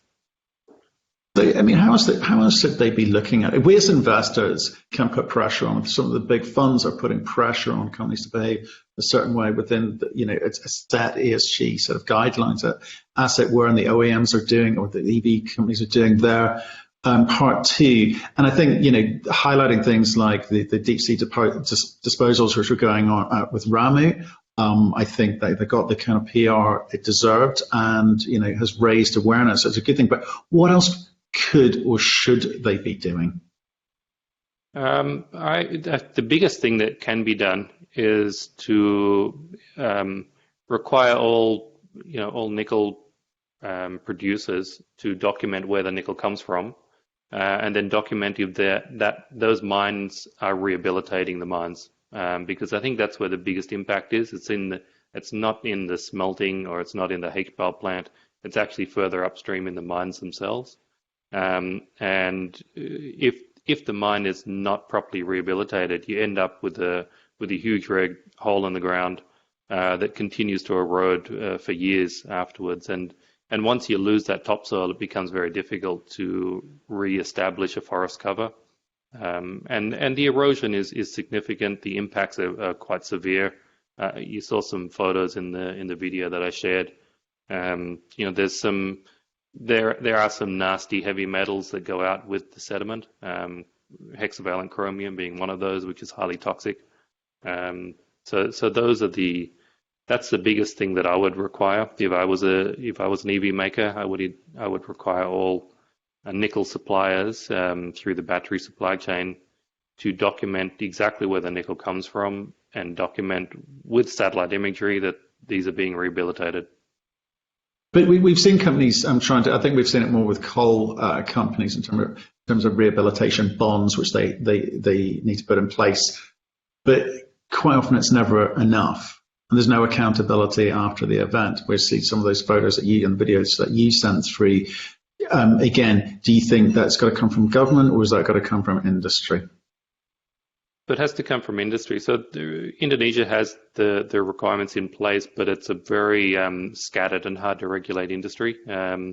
Indonesia has a sort of a decentralized form of government, so a lot of these mines historically were administered by the local governments, and these local governments have often recently been established and don't have proper mines departments in place yet. And so they've really struggled with the boom in nickel over the last 15 years to keep pace with the industry and the growth in the industry. And so they just haven't been well placed to enforce the rehabilitation requirements that are in place in Indonesia. And so it's essential that the industry takes it up, and suppliers and consumers put the pressure on companies to make this happen. Okay, Boyd, one for you. Boyd's back in the room. Boyd, this question's for you. Just looking at what's going on. You mentioned earlier that countries and companies in Asia, they're private companies. They don't have to say what's going on. In fact, I think Jeff referred to it with regards to cost as well. Given that, don't you think now is the time that Western companies, in fact, I can't think of a better time in the last 40 or 50 years, when Western companies could actually, take control of that supply chain outside of Asia, and actually, and by taking advantage, I mean, working with other players, working with funds, and coming together for some sort of common good. I mean, could it be a little bit more coordinated in the West? I mean, everybody wants this kind of coordination, but at the end of the day, they're private companies trying to do something. And I would say the real barrier to a lot of this has been, for good or for bad, regulatory environment that has come up in the last, 40 years or so. And the last smelter built in North America, I think, is 1979. So, one of the unsung stories here is that, you have a bunch of metallurgists in the background keeping the whole Western supply chain going on assets that, were built a long time ago. Like, there's a lot of wood still around in a lot of these operations, right? I think the pressure on the onshoring side and the ESG side are meeting each other. And I think it's now is a great time to be looking at the potential for Western production of some of these. People will have to likely pay a little bit more, but people are willing to pay a little bit more. And so I think it's a great time in the industry to be involved in it, really. Hang on. I've got to pick you up on that one. Are you saying potentially that Western companies could charge a premium if they can show this now? You're seeing. If you told me 10 years ago this would happen, I would say no. And now you're seeing Alcan, Rio Tinto Alcan. They're branding their aluminum as clean aluminum, and they're getting a bump on it. So absolutely, I think this can happen. But can it happen in nickel? I mean, calling it and doing it are two different things. The Canadian government's talking about branding exercises and putting in place parameters that companies could use to evaluate the ESG component of their product. I think it's very possible. Yeah, I wouldn't have said so 10 years ago, but I think the ESG side is going to allow this to happen much more. So, and that'll be in I guess, carbon credits and carbon taxes, and potentially people paying a small premium for the product as well. Yep, all those. Okay. Yep. And the desire to have things onshored. I think, you're going to see this a little bit more. Control, basically, and it comes back to kind of critical minerals lists going forward. Exactly. Okay, Jeff, I want to pick you up on something that you started talking about, and it sort of intrigued me. With regards to HPAL and costs, you said there was a kind of opaqueness to it. You're not quite sure of what was or was not included in some of the prices that do come out. And for as investors, we're trying to work out how do we work out what is and is not a reasonable feasibility study number that companies put on these things. Because I'm looking at HPAL, we've got a company like Sumitomo. What are they building these things at? They're the best in the world, aren't they? Isn't that an indicator? Yeah, Sumitomo is definitely the benchmark for that. Like they've built 2 HPAL plants producing a mixed sulfide product in the Philippines.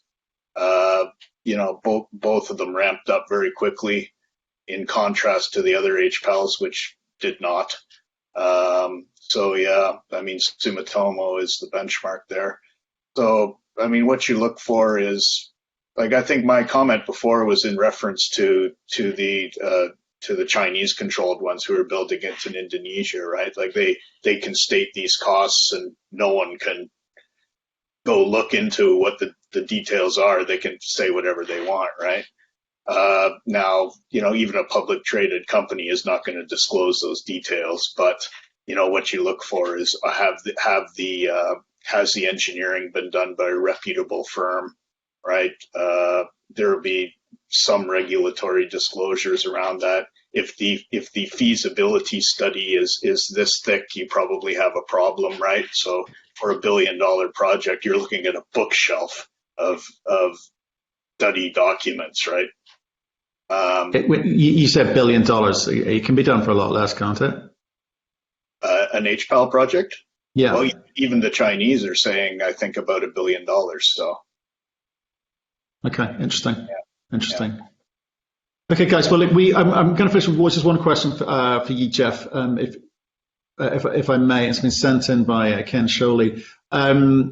Your capital intensity chart shows Anglo American's Barrow Alto being much lower, kind of outlier. Why is this? And as an aside, any comments that impact on the costs of Anglo American's well-publicized pre-concentration ore sorting efforts?